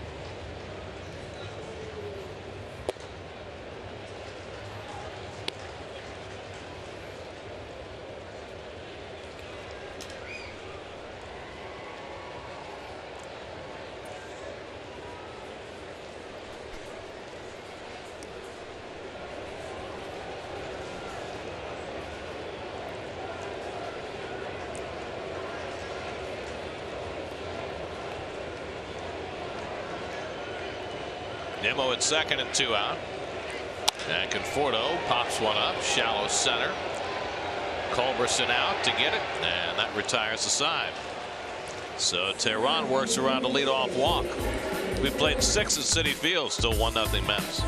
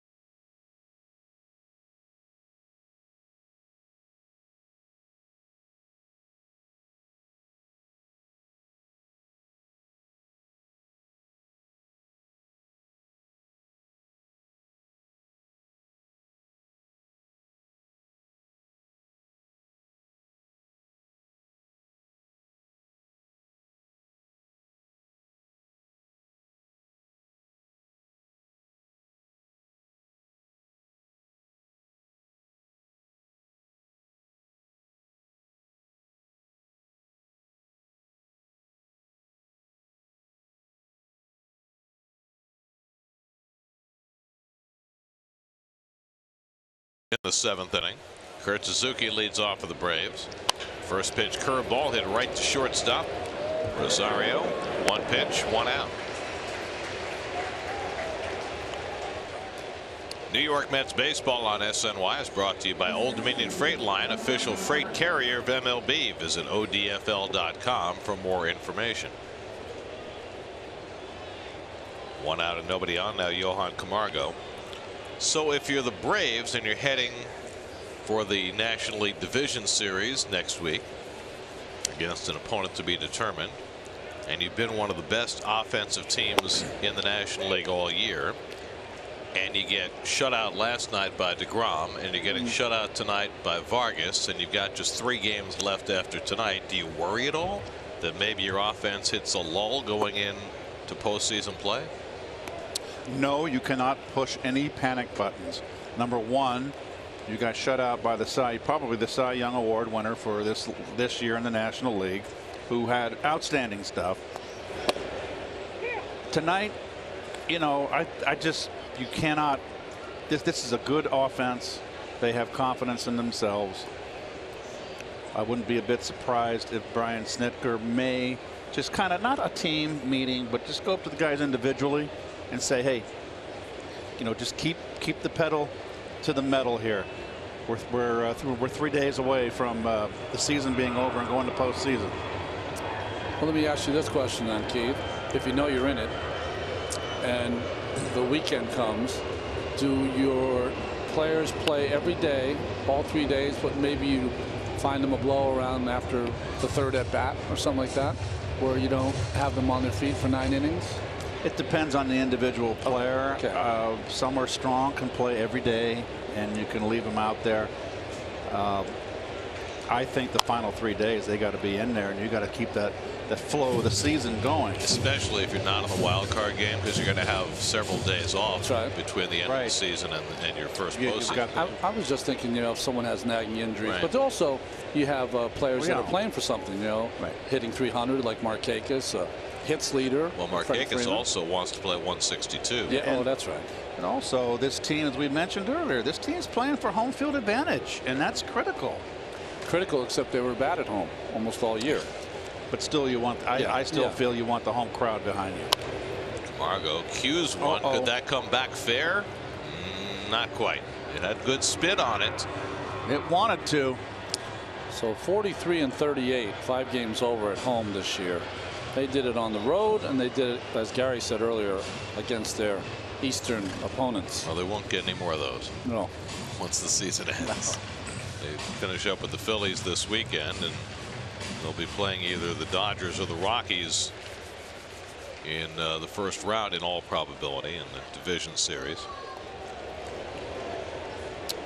Last year, Jason Vargas pitched in the 7th inning 10 times in 32 starts, but first time this year in his 20th start, and he strikes out Camargo with the changeup.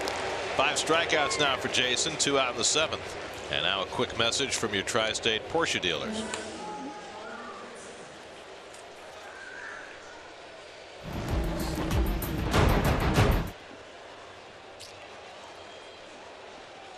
So 2 out and nobody on now. Charlie Culberson. By the way, if you go back to the opening game of this series, Mets starting pitchers have not allowed a run. Remember, Syndergaard threw 6 scoreless innings, 8 for DeGrom, and now 6 2/3 for Vargas. 20 2/3 scoreless innings by Mets starters in this series. Well, if the Braves do end up playing the Dodgers, they'll try to atone for 5 seasons ago when that series ended. I think if you can remember, if you're a baseball fan, David Carpenter pitching, Juan Uribe hitting, hit a 3-run home run with Craig Kimbrell warmed up in the bullpen. Really the first time that a manager took a big hit for having his best weapon, his closer, in the bullpen and not in the game. It was before Buck Showalter in the wild card game didn't use Zach Britton. 2016, I believe. Culberson goes after a changeup and misses, and it's 2-2. Culberson has struck out and was thrown out trying to bunt his way on. Braves have had just 3 singles. Vargas hasn't walked a batter. And Culberson down on strikes to end the inning. What a performance by Jason Vargas. 7 scoreless innings with 6 strikeouts. Stretch time, 1-0 New York.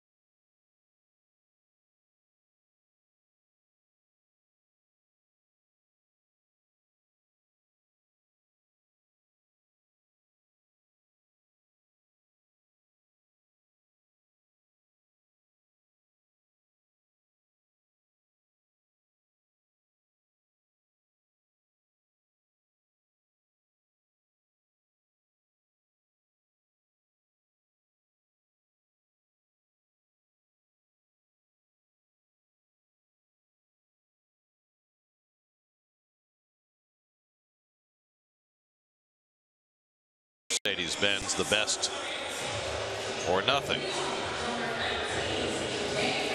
Sunday before the Jets-Jaguars game, join Jonas Schwartz, Ray Lucas, Willie Colon, Bart Scott, and Janae Coakley for up-to-the-minute news and analysis leading up to kickoff. The Jets pregame show presented by M&T Bank. Coverage begins Sunday at noon, only on SNY. Jesse Biddle in to pitch the 7th inning for Atlanta.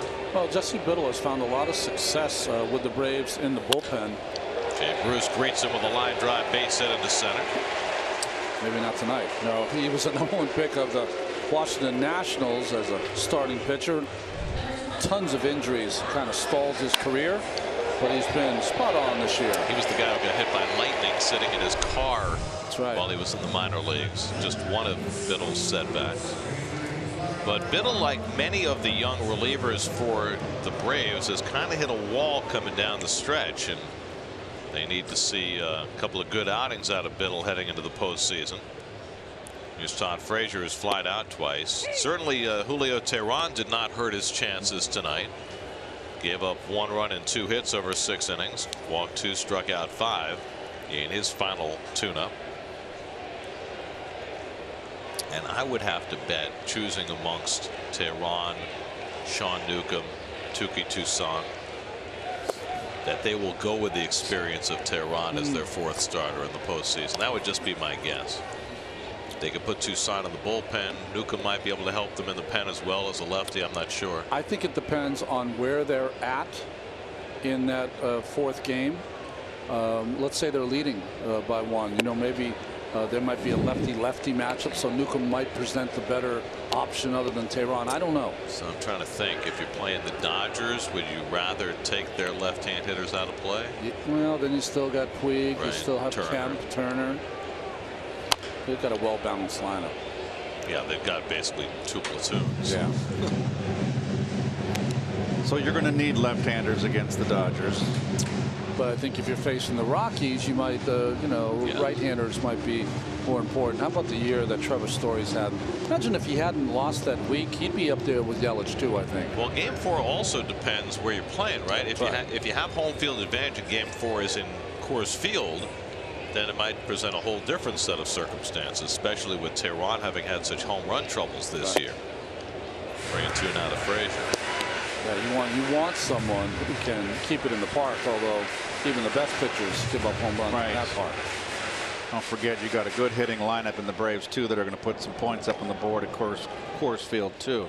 Brett Brock up in the Atlanta bullpen, and the curveball sits high, ball 4 to Frazier. So Biddle, after giving up a first pitch hit to Bruce, walks Frazier. It's a 3-2 breaking ball. Interesting choice. What knew? Man. So now Dom Smith bats with 2 men on. Dom hit the ball hard his last time up, lined out to center field.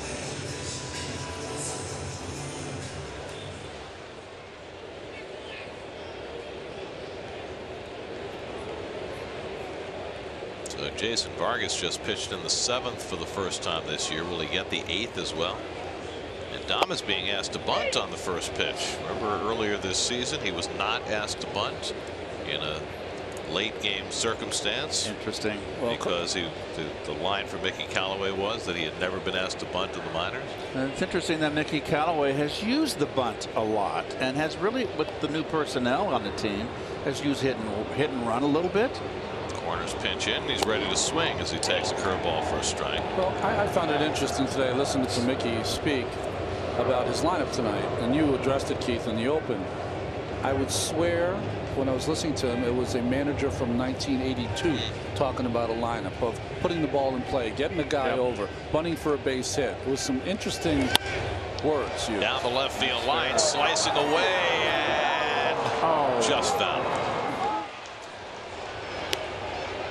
Third base umpire C.B. Buckner making the call, and it was indeed a foul ball. Good idea from Dom. Cut and slash here. Tough left-hander. Well, it's interesting, Ronnie, because, you know, when the season began, this was a team that was designed to hit home runs, period, right? You had Bruce coming off a big home run year, and Frazier, who was mostly a home run hitter, and Conforto, who had a big home run year last year, and Cespedes. That's another one in the air toward the line. This one might be playable. And Duvall comes over and he misses did it, not but make the foul. catch. Oh, wow. Disappeared from our view and did not make the catch. It's a foul ball. Let's see. Oh, boy. Got to make that play. So I think as the year has evolved and the personnel has evolved, I think the Mets' whole mindset offensively has changed. And defensively too. I know that, you know, just reading between the lines, because, you know, Mickey has to meet with all of us, you know, the 50 people are there. So He's saying it's okay. they think Bruce hurt himself. He did not. What happened to Bruce is that he got his feet tangled up trying to tag up at second and looked like he might have turned an ankle or something, but it was just really his footwork just got all awry. He is done with being looked at by trainers this year. He's had quite enough of that. Well, Dom has gotten a couple of lifes here. This time he goes down swinging on the curveball, and that's the first out of the inning. Here's Jay. He's not going to like this, by the way. I'm not going to look, Jay. I'm not looking. It wasn't so bad. Oh, he's a little bit of a. Yep, I can see why they were a little concerned in the dugout. And, but he was fine by the time he got back to second base. Brian Snitker's coming out. He's going to make a pitching change. And he'll bring the right-hander Brock into the game. Call to the bullpen brought to you by Verizon. 1-0 Mets in the 7th. We'll be right back.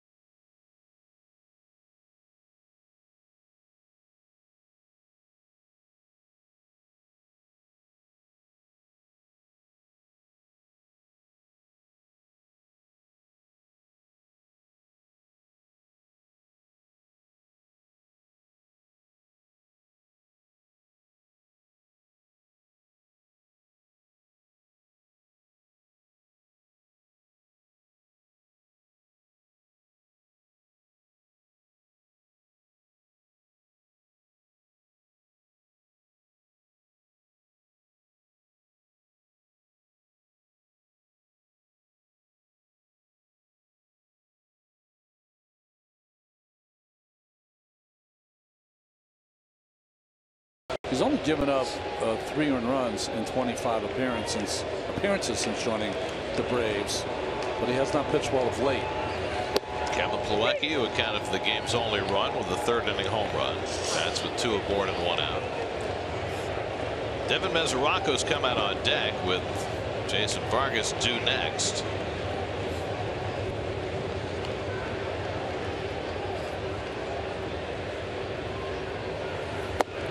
Whether there's a chance Vargas stays in if Plawecki puts a run or 2 on the board here. I don't know, older pitcher. This is starting to become a longer inning. I don't know. I don't think so. I think he's 7, and that's going to be it. It's quite a performance by Vargas if that's it for his season. 77 pitches in 7 innings tonight. No runs, 3 hits, no walks, 6 strikeouts. terrific way to finish off his year, which has had so many disappointments, but has been really good coming down the stretch. That's line to center, but Acuna coming on, diving, and he made the catch. Nice play, Acuna, to take a base hit away from Plawecki for the second out. Well, we mentioned in there earlier in the game, and then when he did the defense for the Braves, that Acuna is a center fielder and only played about 8 games, the 9th game out in center, and he proves right there that he can play. Nice jump, nice diving catch. Well, they've got a 2-time Gold Glover in center field most days with Ender and Ciarte, but Acuna showing off his skills. So now Mesoraco bats for Vargas with 2 out and 2 on. Mesoraco caught DeGrom last night, went 0 for 4. Probably the last game he'll start this year.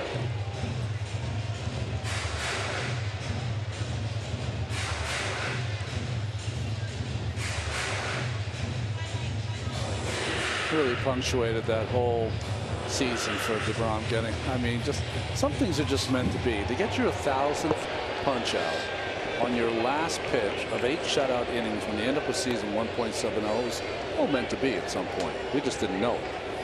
And Mesoraco was perfectly cognizant of the moment, because as DeGrom came off after that 1,000th strikeout, Devin tossed him the ball. Which you never do. Right.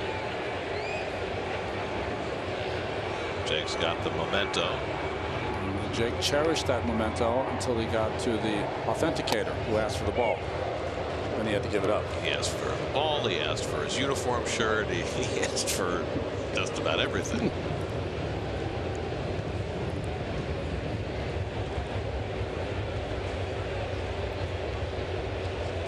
Bruce at second, Frazier at first with 2 out, and Mesoraco watches one just off the plate, 2-1.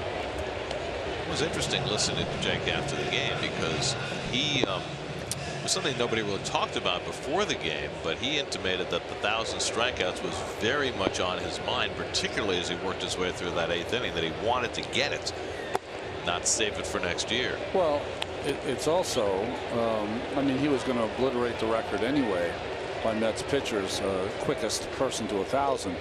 But I mean, that's just all of that enveloped into one season is what people are going to look at when they got to cast their ballot. Mesoraco skies one out to left center. Back goes Duvall for a look, but it's out of here. Devin Mesoraco with a pinch hit 3-run homer. 10th home run of the year for Mesoraco, and the Mets now have a 4-0 lead.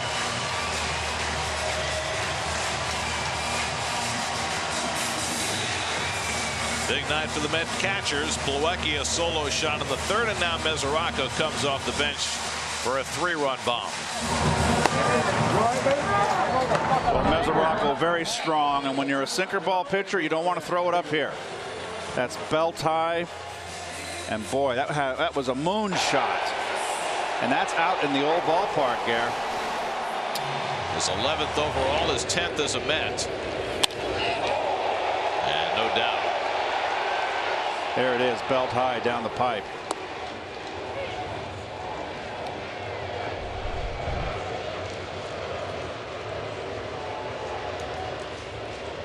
Good for Devin. It's been a tough year for him.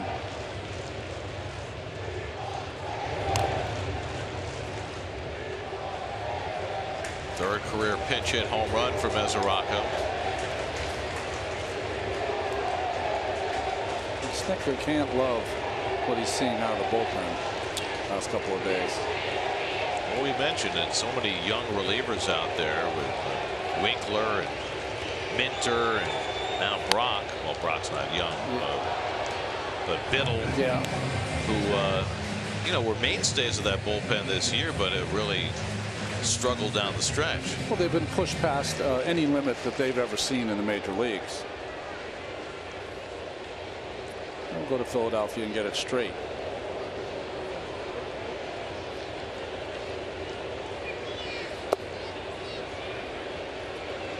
One and two to Nimmo, who's doubled and walked tonight. Pushed his on base percentage to .402.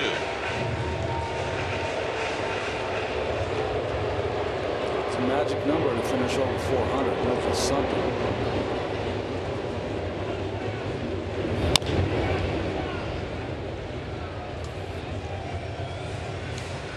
Deep pitch cast on the home run.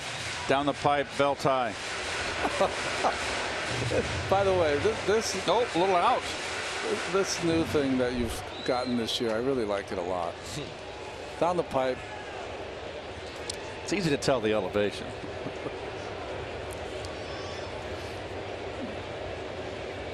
Now if you can just do it before it happens. Yes. You're like Romo. Oh, yeah, no fooling.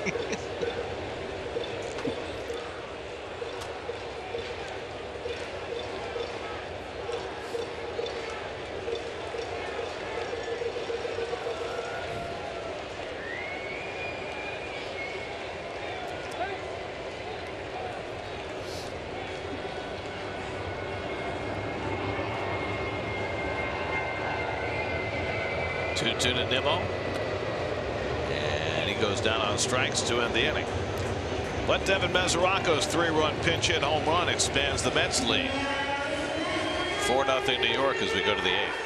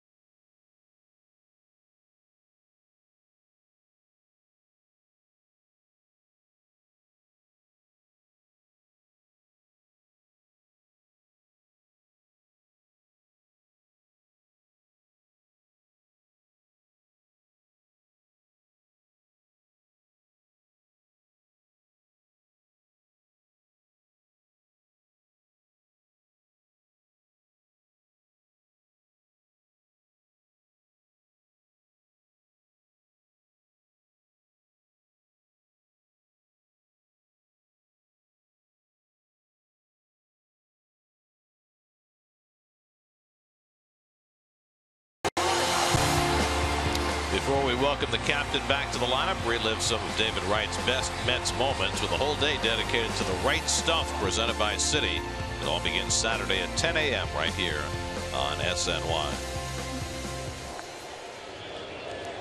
We go to the 8th inning. Mets with a 4-0 lead, trying to shut out the Braves for the second straight night. Anthony Swarzak will pick up for Jason Vargas. Just kind of been a lost season for Anthony Swarzak this year through injuries and DL stints, and he's had some good moments, but not enough of them. His last outing was a good one. He got a 5-out save in Washington on Sunday. He'll face the lower third of the Braves order. Duvall, Flaherty in the pitcher's spot.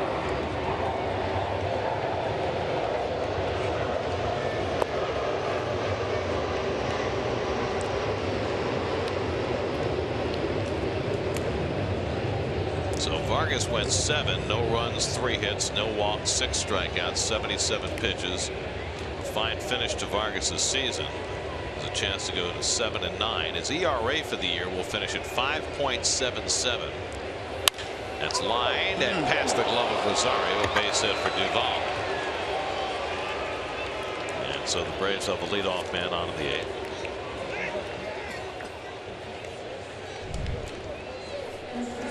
That ball was ripped and just didn't get there.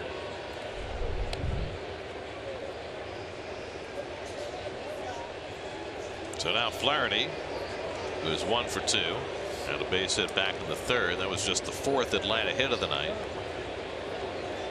Rio Ruiz comes out on deck to pinch hit for Atlanta.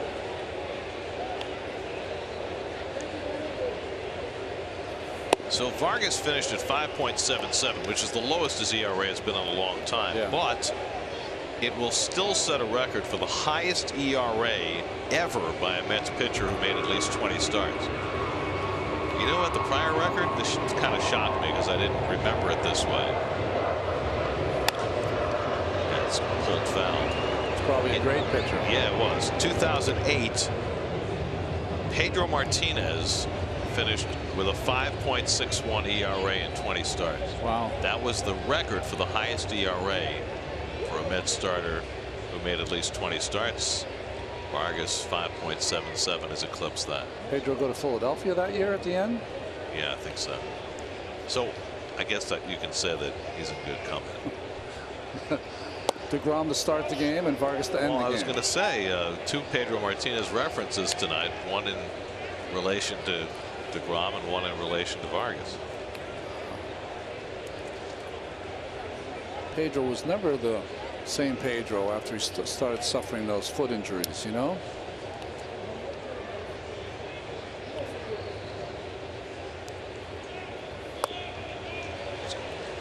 Good slider by Swarzak, and it's 2-2.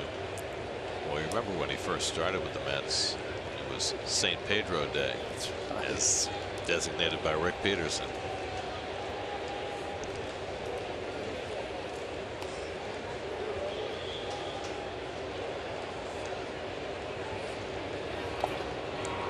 You know, not having Pedro for the postseason in 2006 was a huge piece. Well, Duque too, right?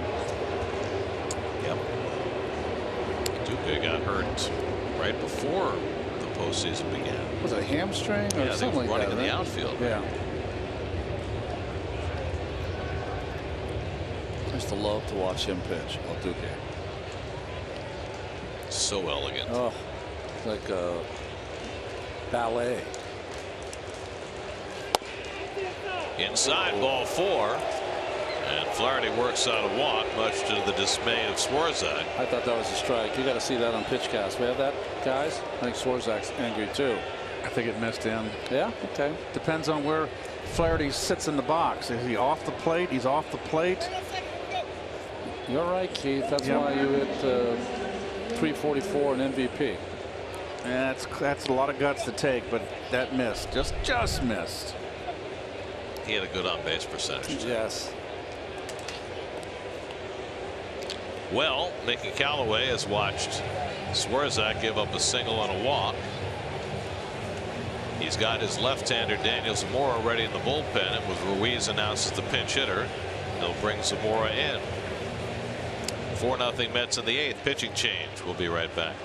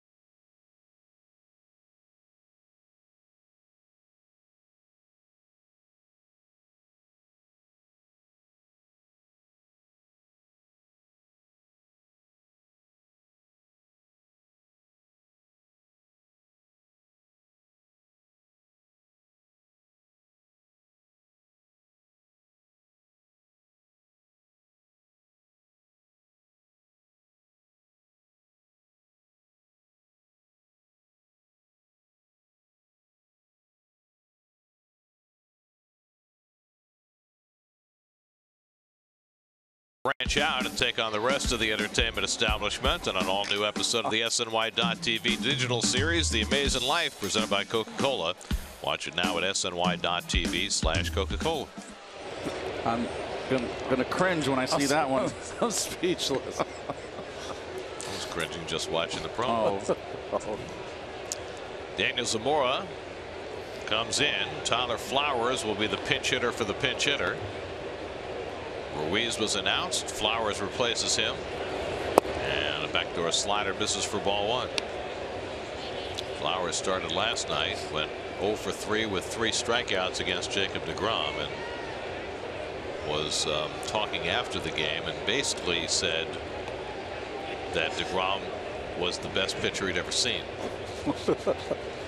Which I guess makes sense after you strike out 3 times. But his point was that he was able to put every pitch where he wanted to, that he never got a pitch that he felt was hittable all night. Didn't Flowers catch Chris Sale at some point? Yes, he did. It's pretty interesting. But I don't know how many times he had to face him.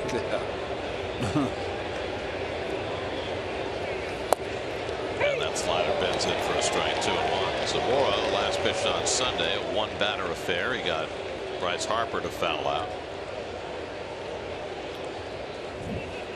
He's got a good breaking ball, but Flowers is a good breaking ball hitter.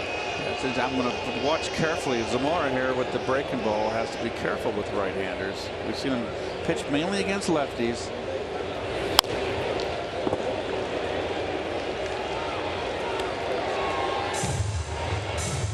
Well, it hadn't been pretty for the Mets bullpen this year.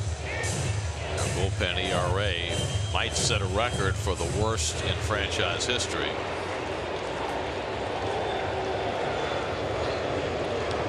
And even worse than that when deGrom pitches. Yeah.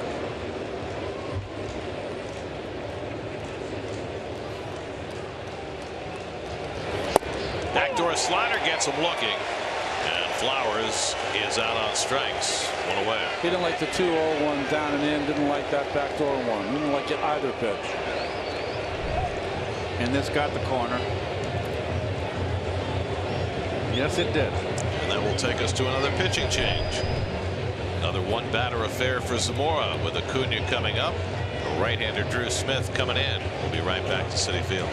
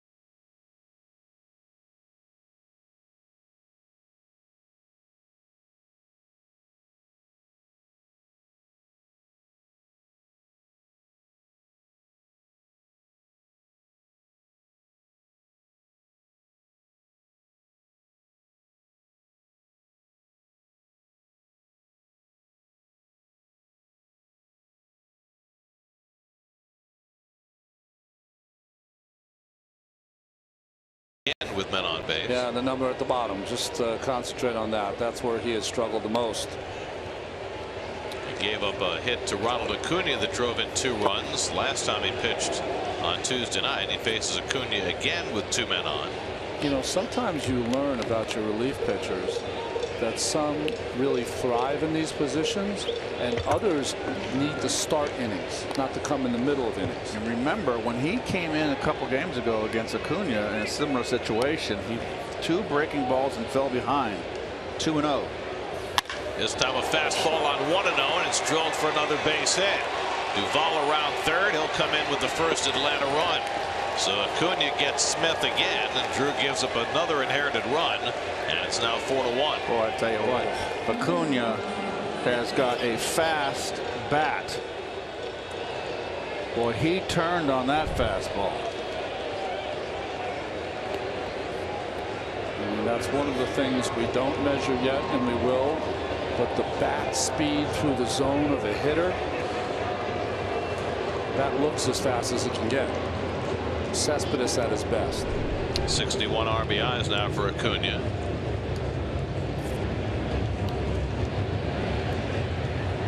And now Albies tying run at the plate. Skies one to deep right center. Should be playable. And it's Nimmo stepping in front of Bruce to make the catch. Flaherty tags at second and goes to third. Acuna holds at first. 2 out. Well, here's the base hit by Acuna. Talk about the fast bat. Wanted the fastball away, but it was in an inside corner. And he just turned on it and hit a frozen rope. That had some serious topspin.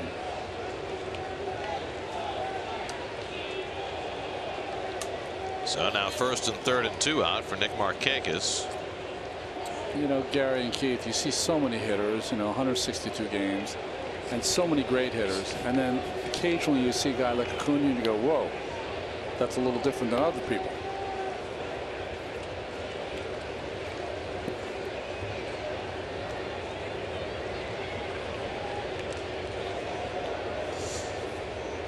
Markakis 0 for 3 tonight. Robbed of a hit by Rosario his last time, and late on the Smith fastball. 0-1. Wondering on that first pitch if he got a fastball if Markakis would try to take that home run swing. Looked like it was. A veteran hitter, now he'll go back to hitting.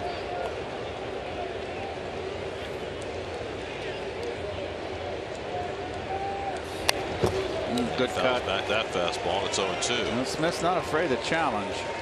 I'd rather see him get ahead with the fastballs. Now he can throw the breaking ball if he wants.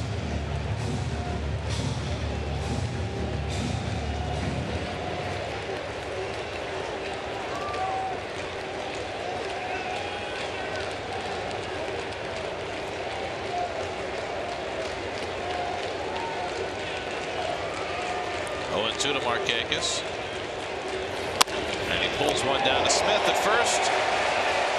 Smith gets the out, and Smith gets out. Tom and Drew. Braves settle for just the 1 run. 4-1 New York in the 8th.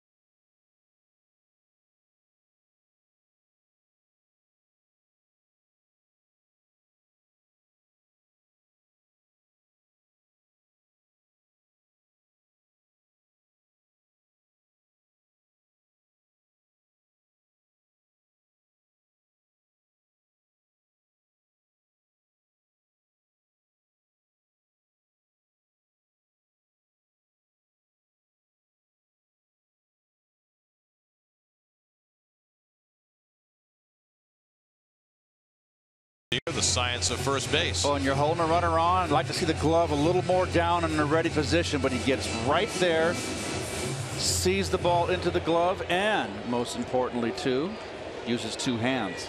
And a big play like that with runners on base in a game where that ball gets by, it's a double. That's 2 runs. You got to make sure. Lefty Max Fried in to pitch for the Braves in the 8th. And a first pitch curve bounce foul by Rosario. Max Fried, you see his games. He started some games also. He's was a teammate, I think, of Lucas Giolito at Harvard Westlake in Los Angeles, but now has become a breeding ground for big league pitchers. Most important thing to know about Max Fried. Yes. No relation to Dave. You know, well, shoot, athletic talent alone. I never would have even thought it was. No, I agree. Did we mention it's Dave Fried's last game of the season? It is. We'll miss you, Dave. So we have to get, you know, a couple of mentions in. How come we don't spend any time in the offseason? How come there's no light on him? All the lighting's good here, but he's sitting in the dark. He needs to be in the dark on the camera shots. Dave, you're off to Green Bay tomorrow or Saturday? Rosario swings and misses for strike 3. Well, we kid about Dave all the time, but we're so lucky to have him. He's one of the best in the business.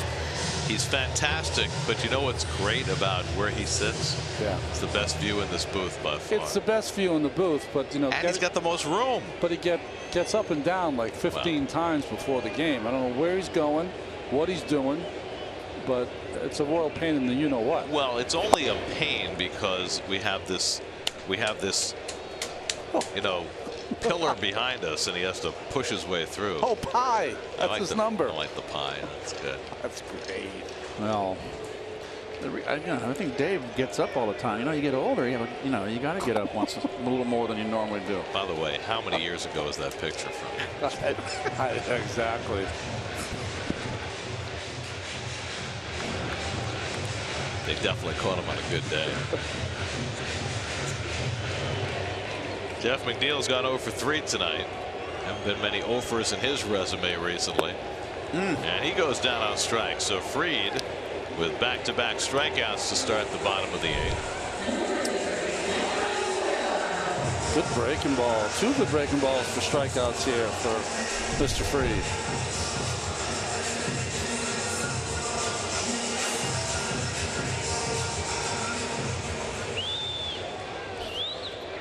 So 2 out and nobody on. Now Michael Conforto is flied out, walked and popped up 0 for 2. And takes a curveball for a strike.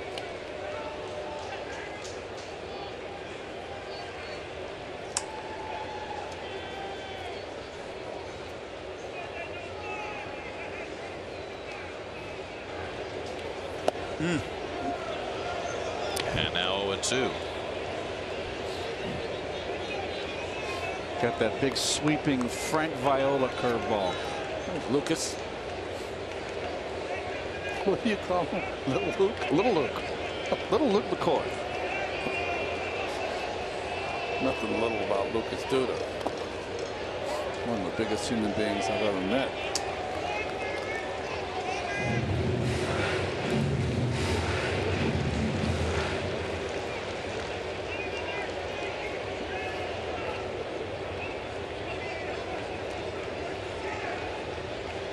One-two to Conforto. That's it. Make him get it up.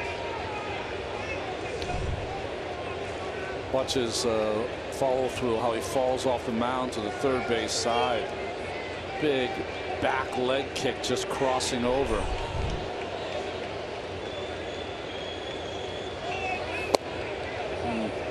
Fastball off the plate, 3-2. But Conforto, to me, on this great run he's had here this month to finish off the season, just looks so much more confident both against lefties and righties.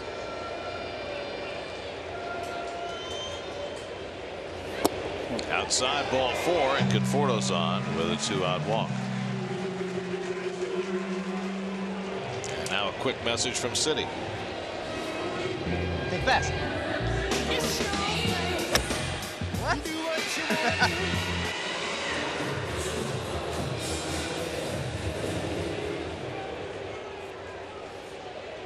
So 2 out now. Bruce, who is 1 for 3, singled and scored a run in the 7th.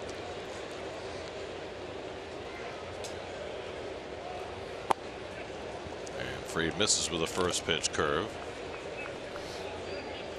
He's only thrown 1 for a strike, even though he's got a couple strikeouts. Yep.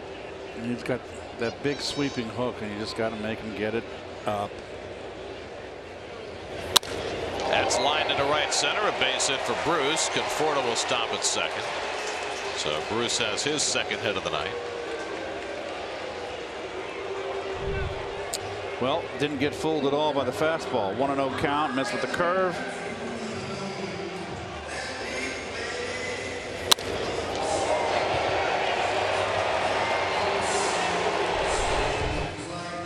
Boy, Jay Bruce, since he's come back, has really peppered that part of the field, hasn't he?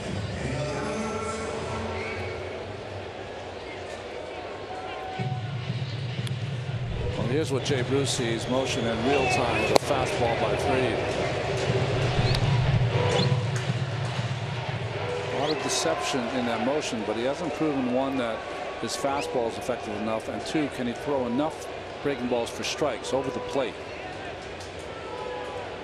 Now Frazier is 0 for 2 and a walk. And a first pitch curve bounce foul. That one he did. That's good. If you establish you can throw strikes, then they will swing at the ball out of the zone.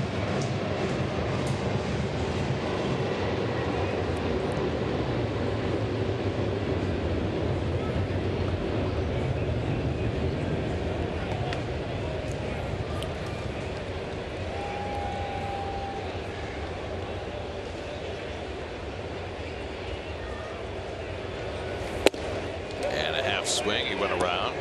0-2. Coming up tonight on Geico Sports Night after the post game, all the Jets and Giants news and a look back at the scintillating finish to Jacob deGrom's season, all on Geico Sports Night tonight after the post game right here on SNY. Fried ahead 0-2, and he tries to drop the curve in and misses. 1-2.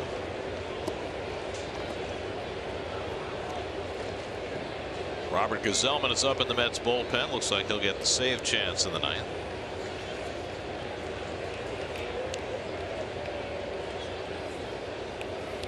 And Frazier with a weak hack goes down swinging to end the inning. 3 strikeouts in that bottom of the 8th for Max Fried. We go to the 9th with the Mets up 4-1.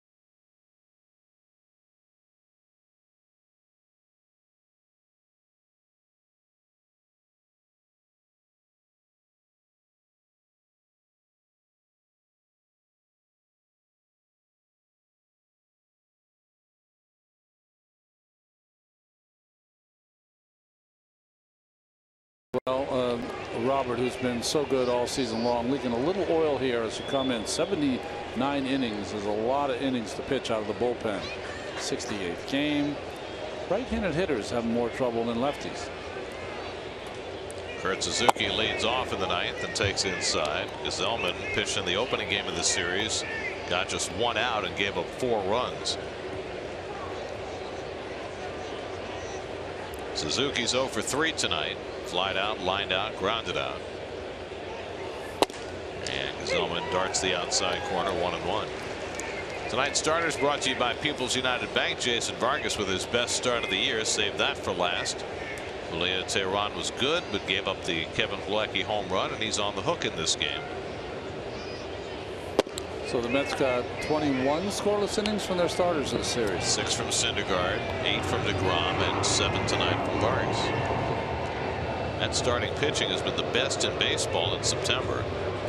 Best staff ERA in the majors, and got better tonight. Suzuki lines one into center field, and the Braves have the leadoff man on in the ninth. Just seems like Gesellman's starting to get the ball up. He's lost as a result. He's losing his sink. Yeah. Exactly, Keith. You know, last year when he went through a stretch where he's given up a lot of home runs, you saw a lot of pitches like that. They want to get to that sink, but they're up too much.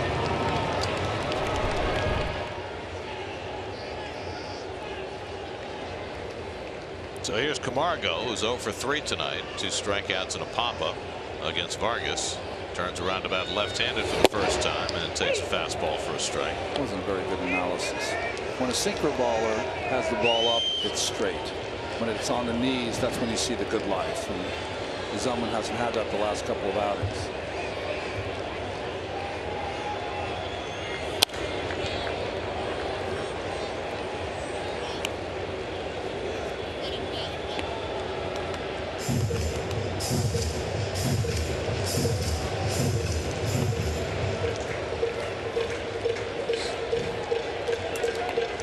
Culberson waiting on deck.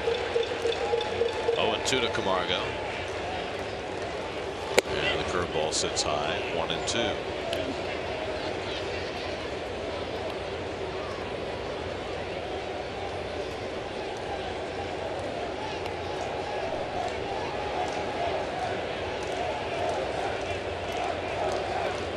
One-two coming.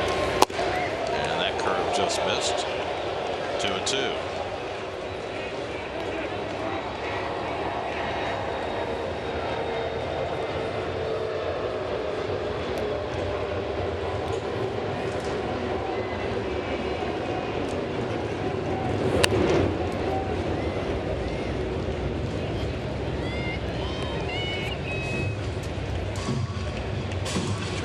Staying busy in the Mets bullpen. Remember, you have Freddie Freeman in the dugout. Possible pinch hitter here in the ninth.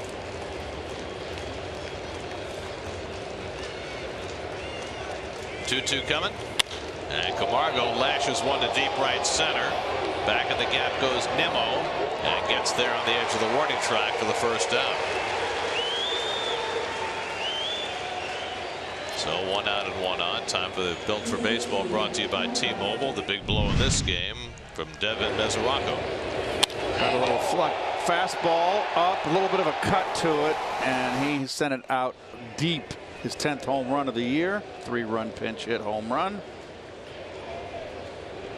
Mesoraco's very strong. So 1 out and 1 on. Here's Culberson, who's 0 for 3 tonight with 2 strikeouts, and he takes a strike.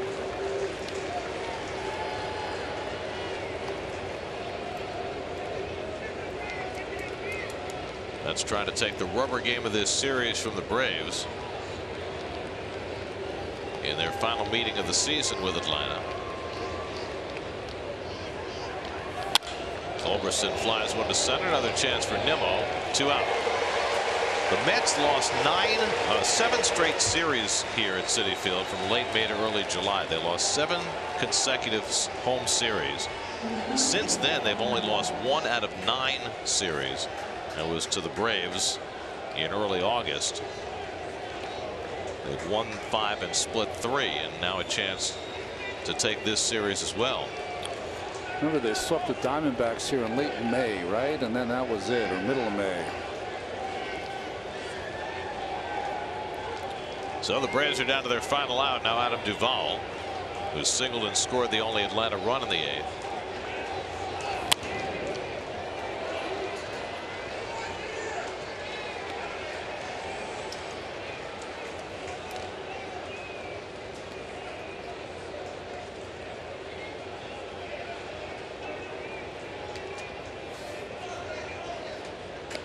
Zellman needs a new ball.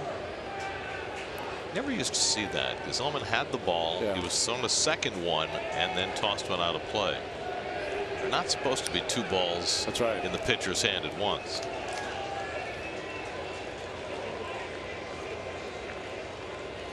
Oh. Grounded down to third, a foul ball as he broke his bat, and now the Braves are down to their final strike. Oh, if you've seen a guy catch a rubber ball, so anything could happen this year. Well, that's catch in quotation marks. Right.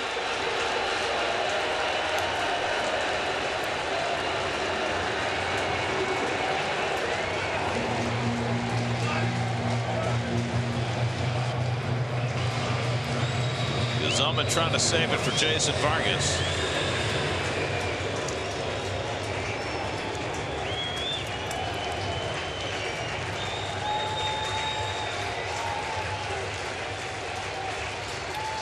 Two to Duvall.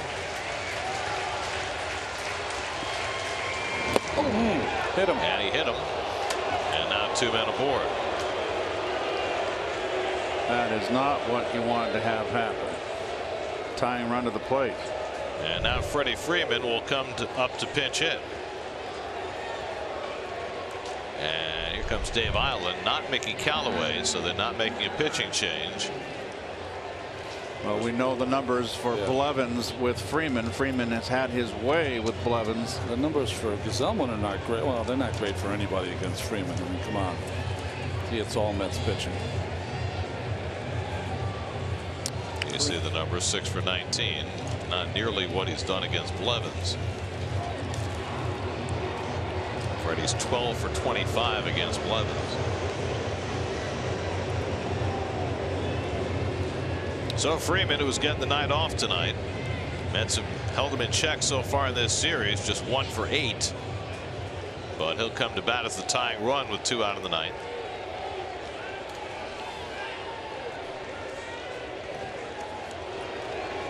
Mm. 23 home runs, 95 driven in.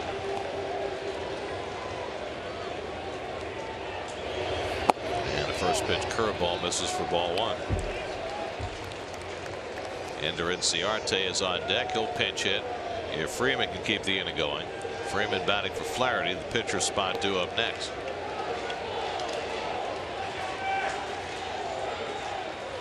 And that curveball bends in for a strike. 1-1.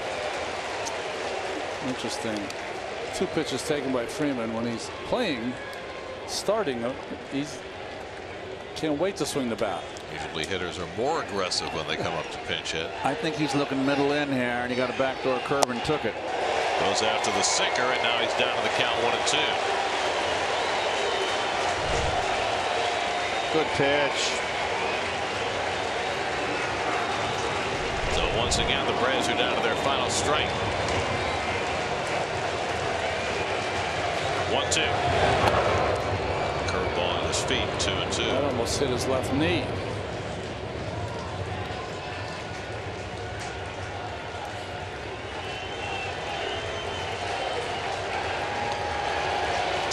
Two out, 2-2 to Freeman. All the way.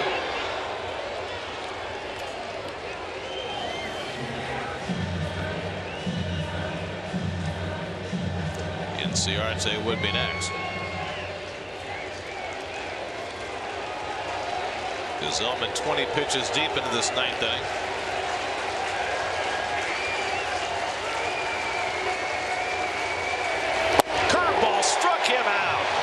The ball game is over. Zellman bends but doesn't break. He picks up the save. Jason Vargas with his best outing of the year. A couple of home runs from the catchers, Plawecki and Mesoraco, and the Mets take 2 of 3 from Atlanta. Best curveball that Gazelman has thrown, boy, in quite some time. Late, sharp break to elude the bat. One of the best hitters in the National League.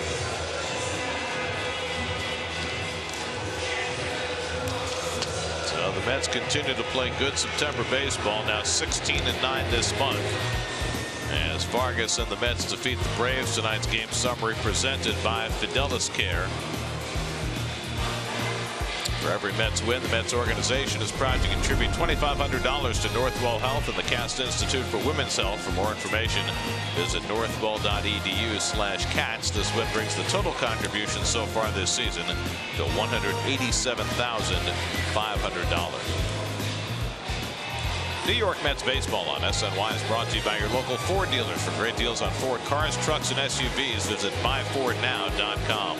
By People's United Bank, checking without curveballs, member FDIC. By Geico, over 75 years of savings and service.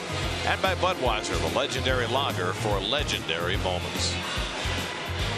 Final score tonight, the Mets 4 and the Braves 1. Final series of the year begins tomorrow night. Corey Oswald faces Jose Urena and the Marlins tomorrow night. Coverage begins at 6:30 right here on SNY.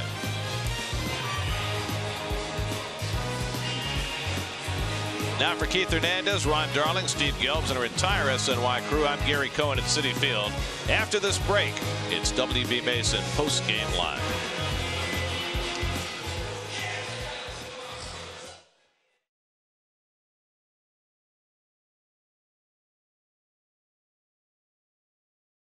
Have a great